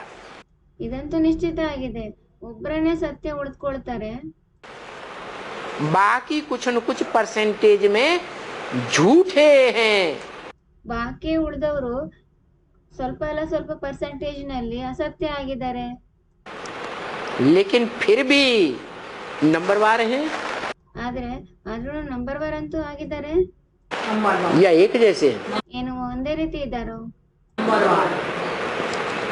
तो कोई पहले पहले निश्चय बुद्धि बन जाएंगे. ಅದಕ್ಕೆ ಕೆಲವರು ಮೊದಲು ನಿಶ್ಚಯ ಬುದ್ಧಿ ಆಗ್ಬಿಡ್ತಾರೆ. और जो 8 पहले पहले निश्चय बुद्धि बनेंगे ಮತ್ತು 8 ಜನ ಏನು ಮೊದಲು ನಿಶ್ಚಯ ಬುದ್ಧಿ ಆಗುತ್ತಾರೆ. उन ब्राह्मणों का संगठन ऐसा संगठन रूपी किला बन जाएगा. ಆ ಬ್ರಾಹ್ಮಣರ ಸಂಘಟನೆ ಅಂತಹ ಸಂಘಟನೆ ರೂಪಿ ಕೋಟೆ ತಯಾರಾಗ್ಬಿಡುತ್ತದೆ. जो ब्रह्म वाक्य मुरली में बोला है. क्या बोला? ಬ್ರಹ್ಮವಾಕ್ಯ ಮುರುಳಿಯಲ್ಲಿ ಏನ್ ಹೇಳಲಾಗಿದೆ? ये ब्राह्मणों का संगठन, ये संगठन रूपी किला ऐसा पावरफुल किला बन जाएगा. ಈ ಬ್ರಾಹ್ಮಣರ ಸಂಘಟನೆ ಈ ಸಂಘಟನೆ ರೂಪಿ ಕೋಟೆ ಅಷ್ಟೊಂದು ಪವರ್ಫುಲ್ ಕೋಟೆ ಆಗ್ಬಿಡುತ್ತದೆ. जिसमें कोई भी विकारी पांव भी नहीं रख सकेगा. ಅದ್ರೊಳಗೆ ಯಾವುದೇ ವಿಕಾರಿ ಕಾಲ್ ಕೂಡ ಇಡ್ಲಿಕ್ಕೆ ಸಾಧ್ಯನೇ ಆಗೋದಿಲ್ಲ. अभी दुनिया में क्या होता है राज्यों में? ಈಗ ಪ್ರಪಂಚದಲ್ಲಿ ಏನ್ ನಡೆಯುತ್ತದೆ ರಾಜ್ಯಗಳಲ್ಲಿ? एक राज्य की राजधानी से जासूस निकलते हैं और दूसरे दुश्मन की राजधानी में घुस जाते हैं गुप्त रूप में. ಒಂದು ರಾಜ್ಯದ ರಾಜಧಾನಿಯಿಂದ ಗುಪ್ತಚರ ಹೊರಗೆ ಬರ್ತಾರೆ, ಅವರು ಮತ್ತೊಂದು ಶತ್ರುವಿನ ರಾಜಧಾನಿಯೊಳಗೆ ಹೋಗ್ಬಿಡ್ತಾರೆ ಗುಪ್ತ ರೂಪದಲ್ಲಿ. और सारा कमजोरियों का पता लगा लेते हैं. ಮತ್ತು ಎಲ್ಲಾ ಬಲಹೀನತೆಗಳ ಬಗ್ಗೆ ಗೊತ್ತು ಮಾಡ್ಕೊಂಡ್ಬಿಡ್ತಾರೆ. और उन कमजोरियों की बात पता लगते ही उन्हीं कमजोरियों के ऊपर आक्रमण हो जाता है. ಮತ್ತು ಆ ಬಲಹೀನತೆಗಳ ಮಾತು ಗೊತ್ತಾದ ತಕ್ಷಣನೇ ಅದೇ ಬಲಹೀನತೆಗಳ ಮೇಲೆ ಆಕ್ರಮಣ ನಡೆಯುತ್ತದೆ.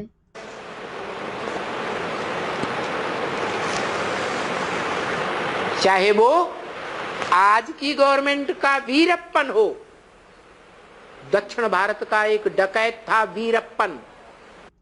ಬೇಕಿದ್ರೆ ಅವರು ಇವತ್ತಿನ ಗವರ್ನಮೆಂಟಿನ ವೀರಪ್ಪನೇ ಆಗಿರ್ಬೋದು. ದಕ್ಷಿಣ ಭಾರತದ ಒಬ್ಬ ಡಕಾಯಿತ ಇದ್ರು ವೀರಪ್ಪನ್. 20 साल उसको सरकार पकड़ने की कोशिश करती रही लेकिन पकड़ नहीं सकी. 20 ವರ್ಷಗಳಷ್ಟು ಅವ್ರನ್ನ ಸರ್ಕಾರ ಹಿಡ್ಕೊಳ್ಳೋದಕ್ಕೆ ಪ್ರಯತ್ನ ಪಡ್ತಾ ಇತ್ತು, ಆದ್ರೆ ಹಿಡ್ಕೊಳ್ಳಿಕ್ಕೆ ಆಗ್ಲಿಲ್ಲ. जब भेदिया पहुंचा दिया तो पकड़ में आ गया. ಯಾವಾಗ ಬೇದಿಗಳನ್ನ ತಲುಪಿಸಲಾಯ್ತೋ ಆಗ ಅವರು ಸಿಕ್ಕಾಕೊಂಡ್ಬಿಟ್ರು. ऐसे ही ओसामा बिन लादेन, ಅದೇ ರೀತಿನೇ ಓಸಾಮ ಬಿನ್ ಲಾದೆನ್, क्या नाम दिया? ಏನ್ ಹೆಸರು ಕೊಟ್ರು? ओ शाम आ गई, ಓ ಸಂಜೆ ಆಗ್ಬಿಡ್ತು.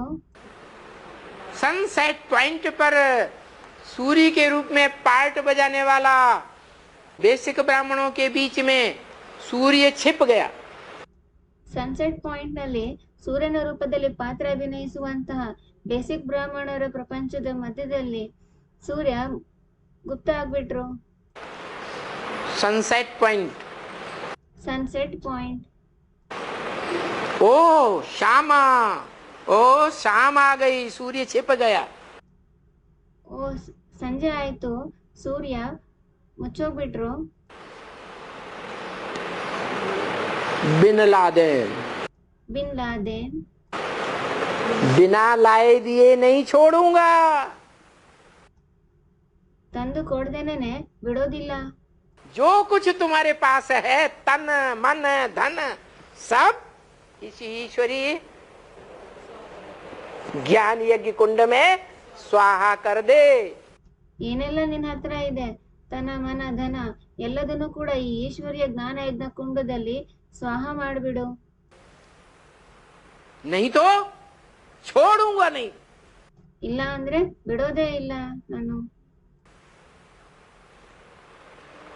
ऐसा आतंकवादी दुनिया ने माना या नहीं माना ಅಂತಹ ಆತಂಕವಾದಿ ಪ್ರಪಂಚ ಒಪ್ಕೊಳ್ತೋ ಒಪ್ಕೊಂಡಿಲ್ವೋ? है? माना. ಒಪ್ಕೊಳ್ತು. ब्राह्मणों की दुनिया में भी बेसिक ब्राह्मणों में खास कोई आतंकवादी है, ओसामा बिन लादेन, बेहद का.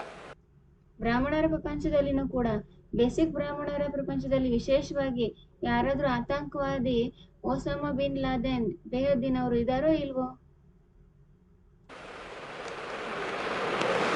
जो बेसिक ब्राह्मणों को पता चल गया कि वो धमकी दे रहा है, ಆ ಬೇಸಿಕ್ ಬ್ರಾಹ್ಮಣರಿಗೆ ಗೊತ್ತಾಗ್ಬಿಡ್ತು ಅವರು ಬೆದರಿಕೆ ಹಾಕ್ತಾ ಇದ್ದಾರೆ. क्या जो भी तुम्हारे पास तन मन धन है वो इस एडवांस ज्ञान यज्ञ कुंड में स्वाहा करो. ಏನು ಏನೆಲ್ಲ ನಿನ್ನ ಹತ್ರ ತನ ಮನ ಧನ ಇದೆ ಅದನ್ನೆಲ್ಲದನ್ನು ಕೂಡ ಈ ಅಡ್ವಾನ್ಸ್ ಜ್ಞಾನ ಯಜ್ಞ ಕುಂಡದಲ್ಲಿ ಸ್ವಾಹ ಮಾಡು. नहीं तो छोड़ूंगा, छोड़ूंगा नहीं. ಇಲ್ಲ ಅಂದ್ರೆ ಬಿಡೋದಿಲ್ಲ ನಾನು. बाप रे. ಬಾಪ್ರೆ.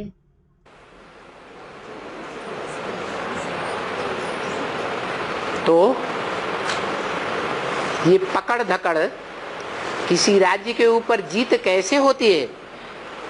ओसामा बिन लादेन वो हद का कैसे पकड़ा गया? ಅಂದ್ಮೇಲೆ ಈ ಹಿಡ್ಕೊಳ್ಳುವಂತಹ ಕಾರ್ಯಾಚರಣೆ ಏನಿದೆ ಯಾವುದೇ ರಾಜ್ಯದ ಮೇಲೆ ಅದು ವಿಜಯ ಹೇಗಾಗುತ್ತದೆ? ಓಸಾಮ ಬಿನ್ ಲಾದೆನ್ ಆ ಹದ್ದಿನವರು ಯಾವ ರೀತಿ ಹಿಡಿದುಕೊಳ್ಳಾಯ್ತು? अमेरिका ने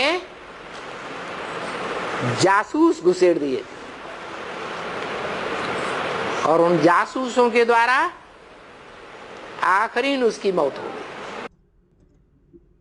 ಅಮೆರಿಕದವರು ಗುಪ್ತಚಾರಿಗಳನ್ನ ನಿಯೋಜಿಸಿದ್ರು ಮತ್ತು ಆ ಗುಪ್ತಚಾರಿಗಳಿಂದ ಮೂಲಕ ಕೊನೆಗೆ ಅವ್ರದ್ದು ಮೃತ್ಯು ಆಗೋಯ್ತು. वो निमित्त बन गए. लेकिन बाबा क्या कहते हैं? ಅವ್ರ ನಿಮಿತ್ತ ಆದ್ರು. ಆದ್ರೆ ಬಾಬಾ ಏನ್ ಹೇಳುತ್ತಾರೆ? क्या कहते हैं? ಏನ್ ಹೇಳುತ್ತಾರೆ? तुम ब्राह्मणों का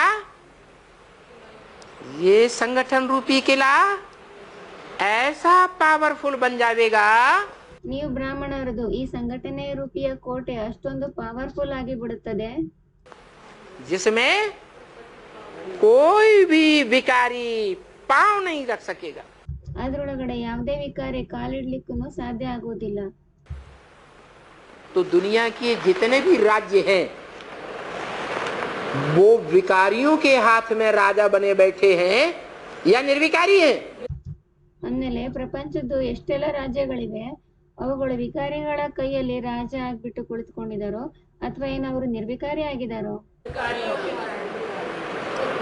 वो विकारी, उनकी विकारी बुद्धि में से कोई भी ऐसा शख्स नहीं होगा ಆ ವಿಕಾರಿ ಅವ್ರದ್ದು ಆ ಬುದ್ಧಿ, ವಿಕಾರಿ ಬುದ್ಧಿಯವರಿಂದ ಅಂಥದ್ದು ಯಾವುದೇ ಒಂದು ವ್ಯಕ್ತಿತ್ವ ಇಲ್ಲ जो इस ब्राह्मणों के संगठन में पांव भी रख सके।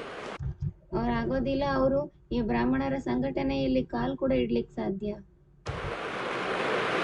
ऐसी सशक्त राजधानी, छोटी सी राजधानी भले होगी, ಇಂಥ ಸಶಕ್ತ ರಾಜಧಾನಿ, ಚಿಕ್ಕದಾದ ರಾಜಧಾನಿ ಬಲೆ ಆಗಿರುತ್ತದೆ. जैसे राणा प्रताप की छोटी राजधानी थी, छोटा राज्य था या बड़ा राज्य था? ಯಾವ ರೀತಿ ರಾಣಾ ಪ್ರತಾಪ್ ಅವ್ರದ್ದು ಚಿಕ್ಕ ರಾಜಧಾನಿ ಆಗಿತ್ತು, ಚಿಕ್ಕ ರಾಜ್ಯ ಆಗಿತ್ತು, ಅಥವಾ ಏನು ದೊಡ್ಡ ರಾಜ್ಯ ಇತ್ತು? है छोटा राज्य। छोटा राज्य, छोटी राजधानी को देख करके अकबर सम्राट, ಚಿಕ್ಕ ರಾಜ್ಯ, ಚಿಕ್ಕ ರಾಜಧಾನಿಯನ್ನ ನೋಡ್ಬಿಟ್ಟು ಅಕ್ಬರ್ ಸಮ್ರಾಟ್,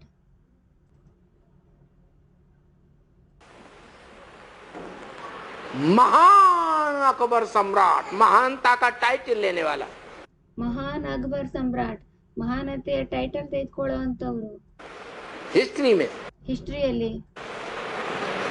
और लाखों की तादाद में सेना लेकर बार बार आक्रमण करता था। ಅವರು ಲಕ್ಷಗಳಷ್ಟು ಸಂಖ್ಯೆಯಲ್ಲಿ ಸೇನೆಯನ್ನು ತೆಗೆದುಕೊಂಡು ಬಂದ್ಬಿಟ್ಟು ಬಾರಿ ಬಾರಿ ಆಕ್ರಮಣ ಮಾಡ್ತಾ ಇರ್ತಿದ್ರು. फिर जीत पाया? ಮತ್ತೇನು ಜಯ ಪಡ್ಲಾಯ್ತಾ? है?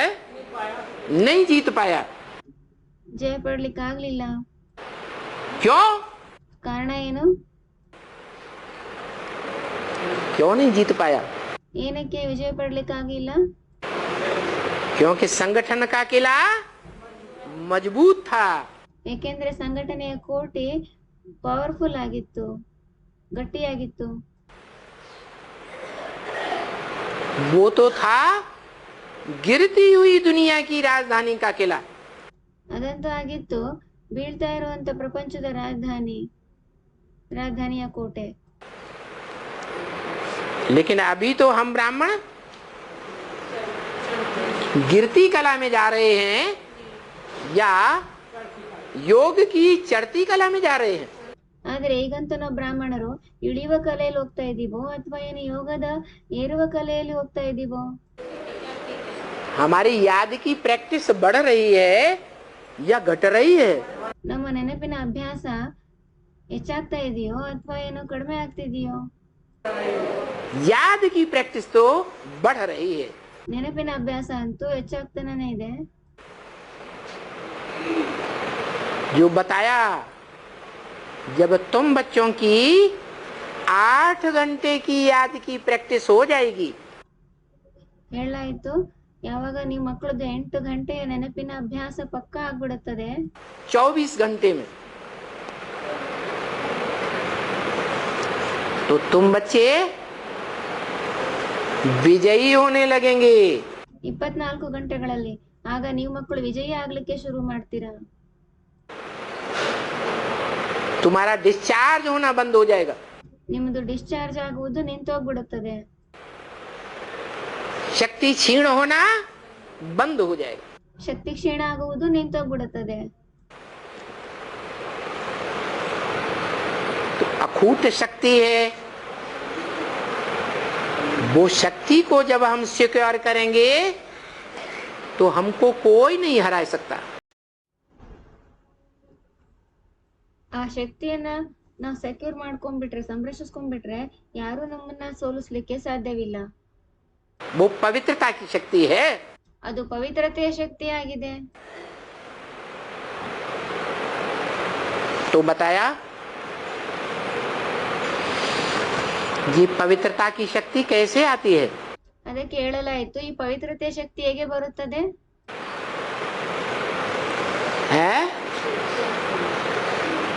पवित्रता माने प्योरिटी। ಪವಿತ್ರತೆ ಅಂದ್ರೆ ಪ್ಯೂರಿಟಿ. प्योरिटी कैसे आती है? ಪವಿತ್ರತೆ ಹೇಗೆ ಬರುತ್ತದೆ? यूनिटी से। ಯೂನಿಟಿಯಿಂದ कैसे आती है? यूनिटी से। ಹೇಗೆ ಬರುತ್ತದೆ? ಯೂನಿಟಿಯಿಂದ। और यूनिटी आती है पवित्र वाइब्रेशन से। ಮತ್ತು ಯೂನಿಟಿ ಬರುತ್ತದೆ ಪವಿತ್ರ ವೈಬ್ರೇಷನ್ನಿನಿಂದ, पवित्र दृष्टि से, पवित्र वाचा से, पवित्र कर्मों से। ಪವಿತ್ರ ದೃಷ್ಟಿಯಿಂದ, ಪವಿತ್ರ ವಾಚಾದಿಂದ, ಪವಿತ್ರ ಕರ್ಮದಿಂದ। अगर व्यभिचारी कर्मेंद्रियां बनेंगी, व्यभिचारी दृष्टि बनेगी, ಏನಾದ್ರೂ ವ್ಯಭಿಚಾರಿ ಕರ್ಮೇಂದ್ರಿಯಗಳಾದ್ರೆ, ವ್ಯಭಿಚಾರಿ ದೃಷ್ಟಿ ಆದ್ರೆ, तो यूनिटी रूपी संगठन नहीं बन सकता। ಯೂನಿಟಿ ರೂಪದ ಸಂಘಟನೆ ತಯಾರಾಗ್ಲಿಕ್ಕೆ ಸಾಧ್ಯ ಇಲ್ಲ। इसलिए बोला, ब्रह्म वाक्य में बोल दिया। ಅದಕ್ಕಾಗಿ ಹೇಳಲಾಗ್ಬಿಡ್ತು, ಬ್ರಹ್ಮ ವಾಕ್ಯದಲ್ಲಿ ಹೇಳಲಾಯಿತು। तुम बच्चे वर्तमान में किस स्टेज पर हो? ನೀವು ಮಕ್ಕಳು ವರ್ತಮಾನದಲ್ಲಿ ಯಾವ ಸ್ಟೇಜ್ ನಲ್ಲಿ ಇದ್ದೀರಾ? तुम ब्राह्मणों की जो दुनिया है, ये तीसरी दुनिया जो रची गई सन 76 से, ನೀವು ಬ್ರಾಹ್ಮಣರ ಪ್ರಪಂಚ ಏನಿದೆ, ಈ ಮೂರನೆಯ ಪ್ರಪಂಚ ರಚಿಸಲಾಯಿತು ಇಸ್ವಿ 76ರಿಂದ। एडवांस ब्राह्मणों की दुनिया, ಅಡ್ವಾನ್ಸ್ ಬ್ರಾಹ್ಮಣರ ಪ್ರಪಂಚ ये गिरती कला की ओर जा रही है प्रैक्टिकल में, या कर्मेंद्रियों से चढ़ती कला की ओर जा रही है।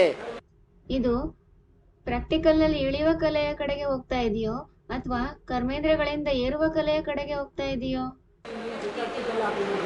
चढ़ती कला की ओर जा रही है कि मन बुद्धि से चढ़ती कला की प्रैक्टिस बढ़ रही है।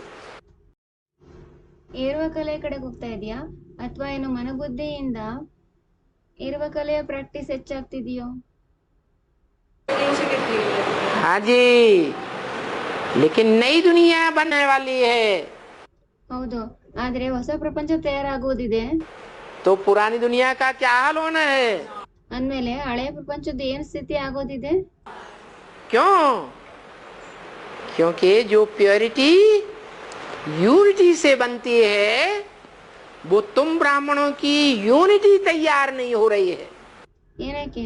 ಏಕೆಂದ್ರೆ ಯಾವ ಪವಿತ್ರತೆ ಯೂನಿಟಿಯಿಂದ, ಸಂಘಟನೆಯಿಂದ ತಯಾರಾಗುತ್ತದೆ, ಅದು ನೀವು ಬ್ರಾಹ್ಮಣರದು ಯೂನಿಟಿ ತಯಾರಾಗ್ತಾನೆ ಇಲ್ಲ।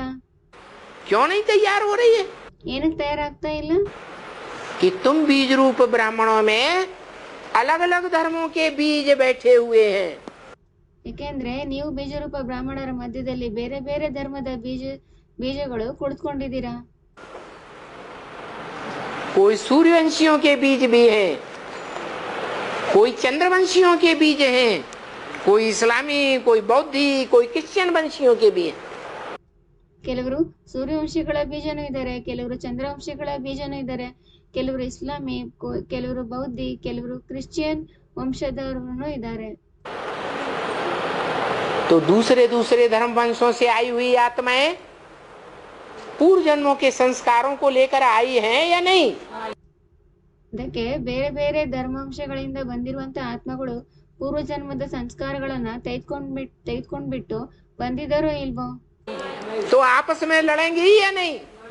ಅಂದ್ಮೇಲೆ ಪರಸ್ಪರ ಜಗಳ ಮಾಡ್ತಾರೋ ಏನಿಲ್ವೋ? और प्रैक्टिकल में भी क्या देखने में आ रहा है? ಮತ್ತು ಪ್ರಾಕ್ಟಿಕಲ್ ಅಲ್ಲಿ ಕೂಡ ಏನ್ ಕಾಣಿಸ್ಕೊಳ್ಳಿಕ್ ಬರ್ತಾ ಇದೆ? ये एडवांस ब्राह्मणों की दुनिया आपस में लड़ रहे हैं या यूनिटी दिखाई दे रही है? ಈ ಅಡ್ವಾನ್ಸ್ ಬ್ರಾಹ್ಮಣರ ಪ್ರಪಂಚ ಪರಸ್ಪರ ಯುದ್ಧ ಮಾಡ್ತಾ ಇದ್ದಾರೋ ಅಥವಾ ಏನ್ ಯೂನಿಟಿ ಕಾಣಿಸ್ಕೊಳ್ಳಿಕ್ ಬರ್ತಾ ಇದೆಯೋ? है, आपस में लड़ रहे हैं। ಪರಸ್ಪರ ಜಗಳ ಮಾಡ್ತಾ ಇದ್ದಾರೆ। और बाप कहते हैं पांडव कभी लड़ते नहीं। ಆದ್ರೆ ತಂದೆ ಹೇಳ್ತಾರೆ, ಪಾಂಡವರು ಎಂದಿಗೂ ಜಗಳ ಮಾಡೋದಿಲ್ಲ, ಯುದ್ಧ ಮಾಡುವುದಿಲ್ಲ। क्या? पांडव कभी लड़ते नहीं। ಏನು? ಪಾಂಡವರು ಎಂದಿಗೂ ಯುದ್ಧ ಮಾಡುವುದಿಲ್ಲ। कौरव यादव आपस में लड़ते हैं, यवन आपस में लड़ते हैं। ಕೌರವ ಯಾದವರು ಪರಸ್ಪರ ಯುದ್ಧ ಮಾಡ್ತಾರೆ, ಪರಸ್ಪರ ಯವನ್ ಯುದ್ಧ ಮಾಡ್ತಾರೆ। यादवों और कौरवों की लड़ाई होती है। ಯವನರು ಮತ್ತೆ ಕೌರವರ ಯುದ್ಧ ನಡೆಯುತ್ತದೆ। तो जो आपस में लड़ते हैं वो पक्का समझ लें, ಯಾರು ಪರಸ್ಪರ ಯುದ್ಧ ಮಾಡ್ತಾರೆ ಅವ್ರ ಪಕ್ಕ ತಿಳಿದುಕೊಂಡ್ಬಿಡಿ, हम पंडा बाप के पांडव बच्चे नहीं बने। ನಾವು ಪಂಡ ತಂದೆಯ ಪಾಂಡವ ಮಕ್ಕಳು ಆಗೇ ಇಲ್ಲ. बने हैं? ಆಗಿದ್ದೀವಾ? नहीं बने। ಆಗಿಲ್ಲ.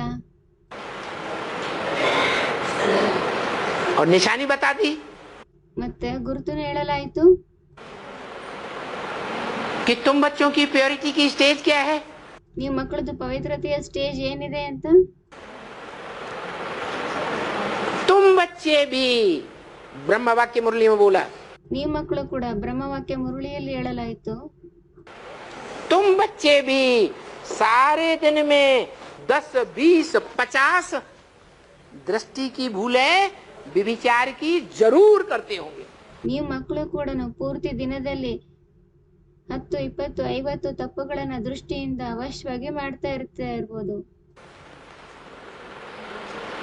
मुरली में बोल दिया। ಮುರುಳಿಯಲ್ಲಿ ಹೇಳ್ಬಿಟ್ಟಿದ್ದಾರೆ. कोई न करता हो तो हाथ उठाओ। ಯಾರಾದ್ರೂ ಮಾಡ್ತಾ ಇಲ್ಲ ಅಂದ್ರೆ ಕೈ ಎತ್ತಿ. किसी ने हाथ नहीं उठाया ಯಾರನ್ನು ಕೈ ಎತ್ತಲೇ ಇಲ್ಲ.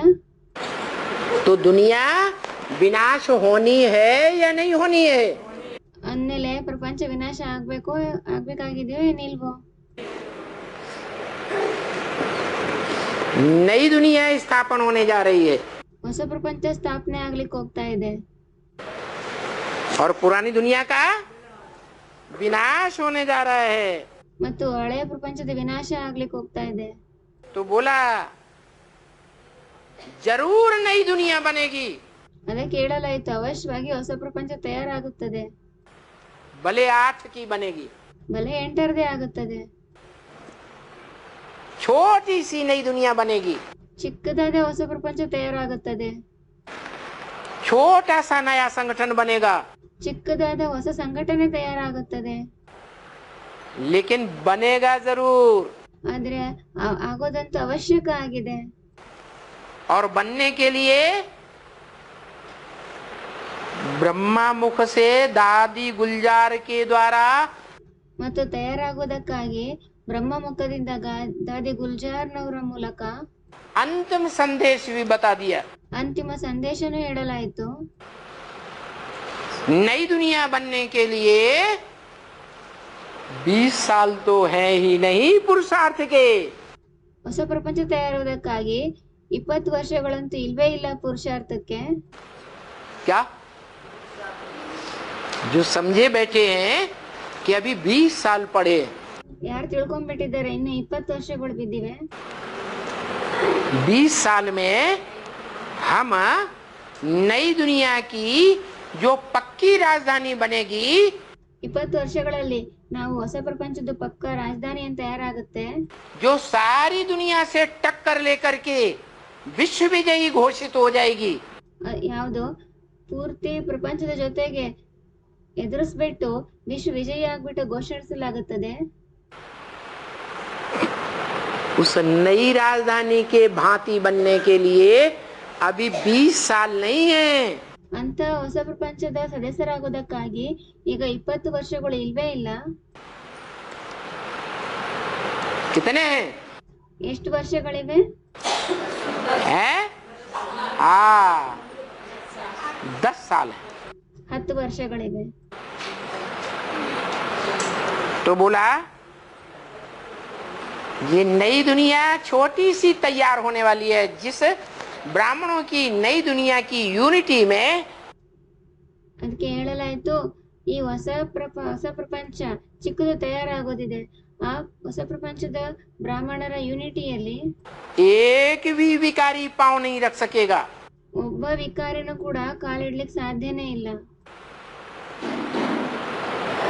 अभी क्या होता है? ಈಗ ಏನಾಗುತ್ತದೆ? इधर की बात उधर, उधर की बात इधर। ಅಲ್ಲಿಯ ಮಾತು ಇಲ್ಲಿಯ ಮಾತು ಅಲ್ಲಿ, ಅಲ್ಲಿಯ ಮಾತು ಇಲ್ಲಿ. राम रावण संप्रदाय के बीच में पुल बना हुआ है। ರಾಮ ರಾವಣನ ಸಂಪ್ರದಾಯದ ಮಧ್ಯದಲ್ಲಿ ಪುಲ್ ತಯಾರಾಗಿದೆ, ಸೇತುವೆ. भांति भांति के बंदरों का। भिन्न भिन्न ಕೋತಿಗಳದ್ದು. बंदरों की एक जाति होती है या भांति भांति की जाति होती है? ಕೋತಿಗಳದ್ದು ಒಂದೇ ಪ್ರಕಾರದ ಜಾತಿ ಇರುತ್ತದೆಯೋ ಅಥವಾ ಭಿನ್ನ ಭಿನ್ನ ಪ್ರಕಾರದ ಜಾತಿಗಳಿರುತ್ತವೋ? म्यूजियम में वो उसमें क्या पशु पक्षियों का जो जू, उस जू को जाके देखो। ಆ ಮ್ಯೂಸಿಯಂ ಅಥವಾ ಪಶು ಪಕ್ಷಿಗಳ ಝೂ ಏನಿದೆ ಆ ಝೂ ನಲ್ಲಿ ಹೋಗ್ಬಿಟ್ಟು ನೋಡಿ. भांति भांति के जाति के बंदर होते हैं। ಭಿನ್ನ ಭಿನ್ನ ಜಾತಿಯ ಕೋತಿಗಳಿರುತ್ತವೆ. तो कोई किस धर्म से कनेक्टेड होकर आए हैं? ಅದಕ್ಕೆ ಕೆಲವರು ಯಾವುದೋ ಧರ್ಮದ ಕಡೆಗೆ ಕನೆಕ್ಟೆಡ್ ಆಗ್ಬಿಟ್ಟು ಬಂದಿದ್ದಾರೆ. कोई किस धर्म से कनेक्टेड होकर आए हैं? ಇನ್ಯಾವುದೋ ಧರ್ಮದ ಕಡೆಗೆ ಕನೆಕ್ಟೆಡ್ ಆಗ್ಬಿಟ್ಟು ಬಂದಿದ್ದಾರೆ. कोई पर बड़ा मोटा छिलका चढ़ा हुआ है देवभान का। ಕೆಲವ್ರ ಮೇಲೆ ತುಂಬಾ ದೊಡ್ಡ ದಪ್ಪ ಸಿಪ್ಪೆ ಏರಿದೆ ದೇವಭಾನದ್ದು. कोई पर देवभान का हल्का छिलका चढ़ा हुआ है। ಇನ್ ಕೆಲವ್ರ ಮೇಲೆ ದೇವಭಾನದ್ದು ಹಗುರವಾಗಿರುವಂತ ಸ್ವಲ್ಪ ಚಿಕ್ಕ ಸಿಪ್ಪೆ ಏರಿದೆ. तो ये बंदरों की सेना और जो रावण की सेना है उस पार, ಅದಕ್ಕೆ ಈ ಕೋತಿಗಳ ಸೇನೆ ಮತ್ತು ರಾವಣನ ಸೇನೆ ಇದೆ ಆಚೆ ಆ ತೀರದಲ್ಲಿ. उधर की सारी बातें इधर आती रहती हैं ಆ ಕಡೆ ಎಲ್ಲಾ ಮಾತುಗಳು ಇಲ್ಲಿ ಬರ್ತಾ ಇರ್ತವೆ और इधर की सारी बातें उधर जाती रहती। ಮತ್ತು ಇಲ್ಲಿ ಎಲ್ಲಾ ಮಾತುಗಳು ಅಲ್ಲಿಗೆ ಹೋಗ್ತಾ ಇರುತ್ತವೆ.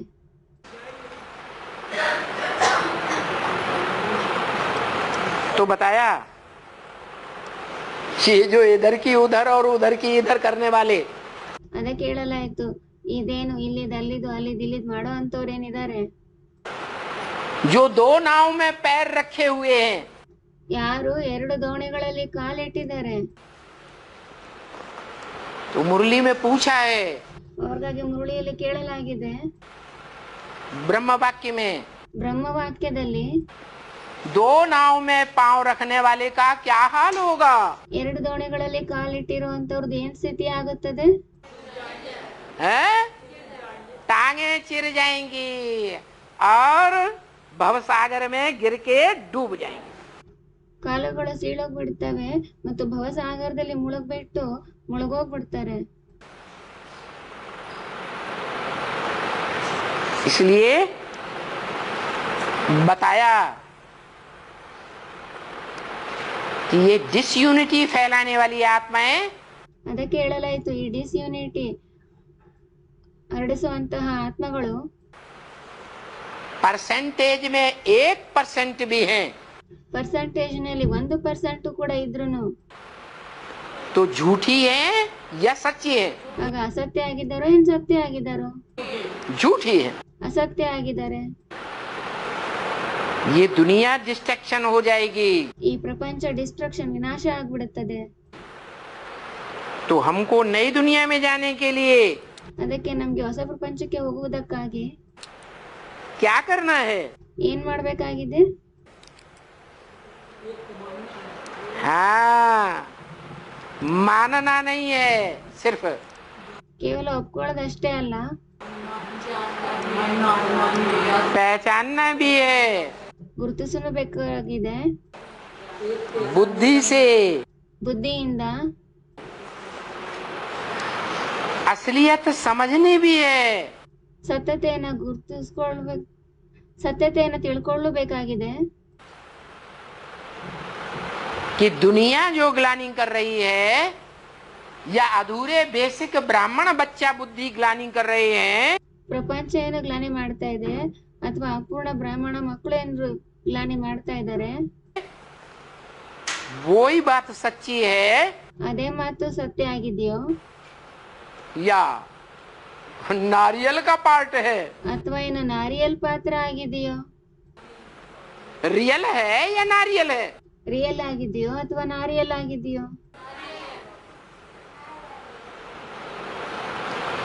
तो निश्चय बुद्धि विजयते, ಅದಕ್ಕೆ ನಿಶ್ಚಯ ಬುದ್ಧಿ ವಿಜಯತೆ. लेकिन 100% निश्चय बुद्धि होना चाहिए। ಆದ್ರೆ 100% ನಿಶ್ಚಯ ಬುದ್ಧಿ ಆಗಿರ್ಬೇಕು. परसेंटेज कम होगी ಪರ್ಸೆಂಟೇಜ್ ಕಡಿಮೆ ಇದ್ರೆ तो फेल जरूर होंगे। ಆಗ ಅವಶ್ಯವಾಗಿ ಫೇಲ್ ಆಗ್ತೀರಾ। माया छोड़ने वाली नहीं है, ಮಾಯೆ ಬಿಡುವಂತವಳೇನಾಗಿಲ್ಲ। ये पुरानी दुनिया डिस्ट्रक्शन में चली जाएगी। ಈ ಹಳೆಯ ಪ್ರಪಂಚ ಡಿಸ್ಟ್ರಕ್ಷನ್ ವಿನಾಶದಲ್ಲಿ ಹೊರಟೋಗ್ಬಿಡುತ್ತದೆ। तो हमको नई दुनिया में जाने के लिए क्या करना है? ಅಂದಲ್ಲಿ ನಮಗೆ ಹೊಸ ಪ್ರಪಂಚಕ್ಕೆ ಹೋಗೋದಕ್ಕಾಗಿ ಏನ್ ಮಾಡ್ಬೇಕಾಗಿದೆ? अरे हाँ, एक से सुनना है, ಒಬ್ಬರಿಂದನೇ ಕೇಳಬೇಕಾಗಿದೆ। अनेकों से सुना ಅನೇಕರಿಂದ ಕೇಳಿದ್ರೆ तो व्यभिचारी ज्ञान हो जाएगा। ವ್ಯಭಿಚಾರಿ ಜ್ಞಾನ ಆಗ್ಬಿಡುತ್ತದೆ।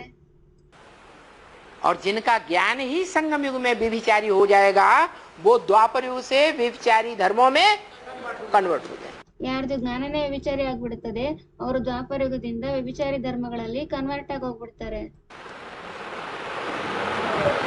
एक से ज्ञान सुनना है ಒಬ್ಬರಿಂದನೇ ಜ್ಞಾನ ಕೇಳಬೇಕು, तो एक को ही देखना है। ಒಬ್ಬರಿಂದನೇ ಜ್ಞಾನ ಕೇಳಬೇಕು ಅಂದ್ರೆ ಒಬ್ಬರನ್ನೇ ನೋಡ್ಬೇಕು।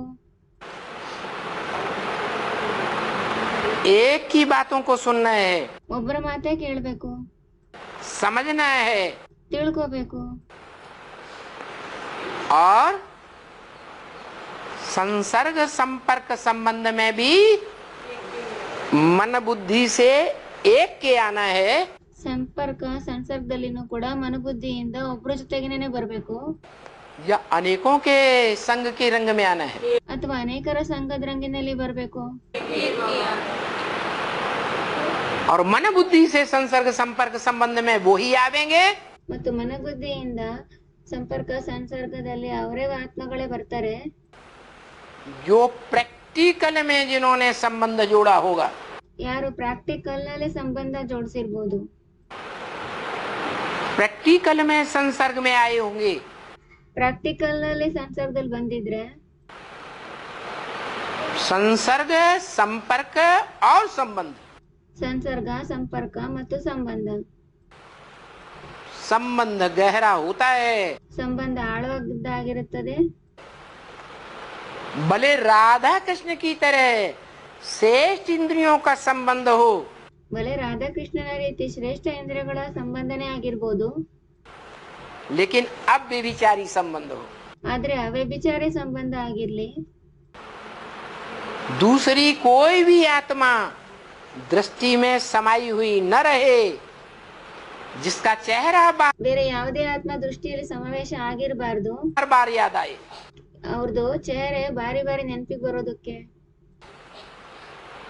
ऐसे राधा कृष्ण जैसी दृष्टि, ಆ ರೀತಿ ರಾಧಾಕೃಷ್ಣನ ದೃಷ್ಟಿ, एक शिव बाबा दूसरा न कोई, ಒಬ್ಬ ಶಿವ ಬಾಬಾ ಇನ್ಯಾರು ಇಲ್ಲ। तो क्या करना है? ಅದಕ್ಕೆ ಏನ್ ಮಾಡ್ಬೇಕಾಗಿದೆ? ऐसे अव्यभिचारी योग में हमें रहना है। ಇಂತಹ ಅವ್ಯಭಿಚಾರಿ ಯೋಗದಲ್ಲಿ ನಮ್ಗಿರ್ಬೇಕಾಗಿದೆ। अगर आंखों से व्यभिचारी योग हुआ, ಏನಾದ್ರೂ ಕಣ್ಣುಗಳಿಂದ ವ್ಯಭಿಚಾರಿ ಯೋಗ ಆದ್ರೆ, कानों से दो चार की बातें सुनने में लगे रहे, ಕಿವಿಯಿಂದ ಇಬ್ರು ನಾಲ್ಕು ಜನಗಳದ್ದು ಮಾತುಗಳನ್ನ ಕೇಳೋದ್ರಲ್ಲೇ ಇದ್ಬಿಟ್ರೆ, उसने ऐसा कहा था, उसने ऐसा कहा था, ಅವ್ರ ಆ ರೀತಿ ಹೇಳಿದ್ರು, ಅವ್ರ ಆ ರೀತಿ ಹೇಳಿದ್ರು, वो बात हमें बार बार याद आती है, ಆ ಮಾತು ನಮಗೆ ಬಾರಿ ಬಾರಿ ನೆನಪಿಗೆ ಬರುತ್ತದೆ। तो कान कैसे हो गए? ಆಗ ಕಿವಿ ಹೇಗಾಗ್ಬಿಡುತ್ತದೆ? है व्यभिचारी कान हो। ವ್ಯಭಿಚಾರಿ ಕಿವಿ ಆಗ್ಬಿಡುತ್ತದೆ। तो बताया एक के साथ योग में रहना है। ಅದಕ್ಕೆ ಹೇಳಲಾಯ್ತು ಒಬ್ಬರ ಜೊತೆಗೇನೆ ಯೋಗದಲ್ಲಿ ಇರ್ಬೇಕು।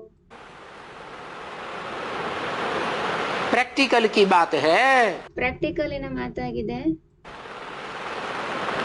सिर्फ बोलने करने की बात नहीं। ಕೇವಲ ಹೇಳುವ ಮಾಡುವ ಮಾತಾಗಿಲ್ಲ। तो हम नई आत्मा बन जाएंगे। ಆಗ ನಾವು ಹೊಸ ಆತ್ಮ ಆಗ್ಬಿಡ್ತೀವಿ। हमारी नई आत्मा हो जावे ನಮ್ದು ಹೊಸ ಆತ್ಮ ಆಗ್ಬಿಡ್ಲಿ,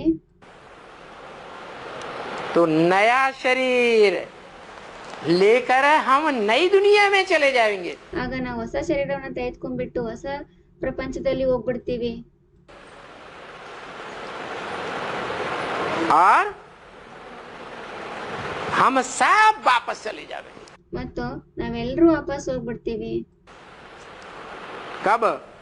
ಯಾವಾಗ?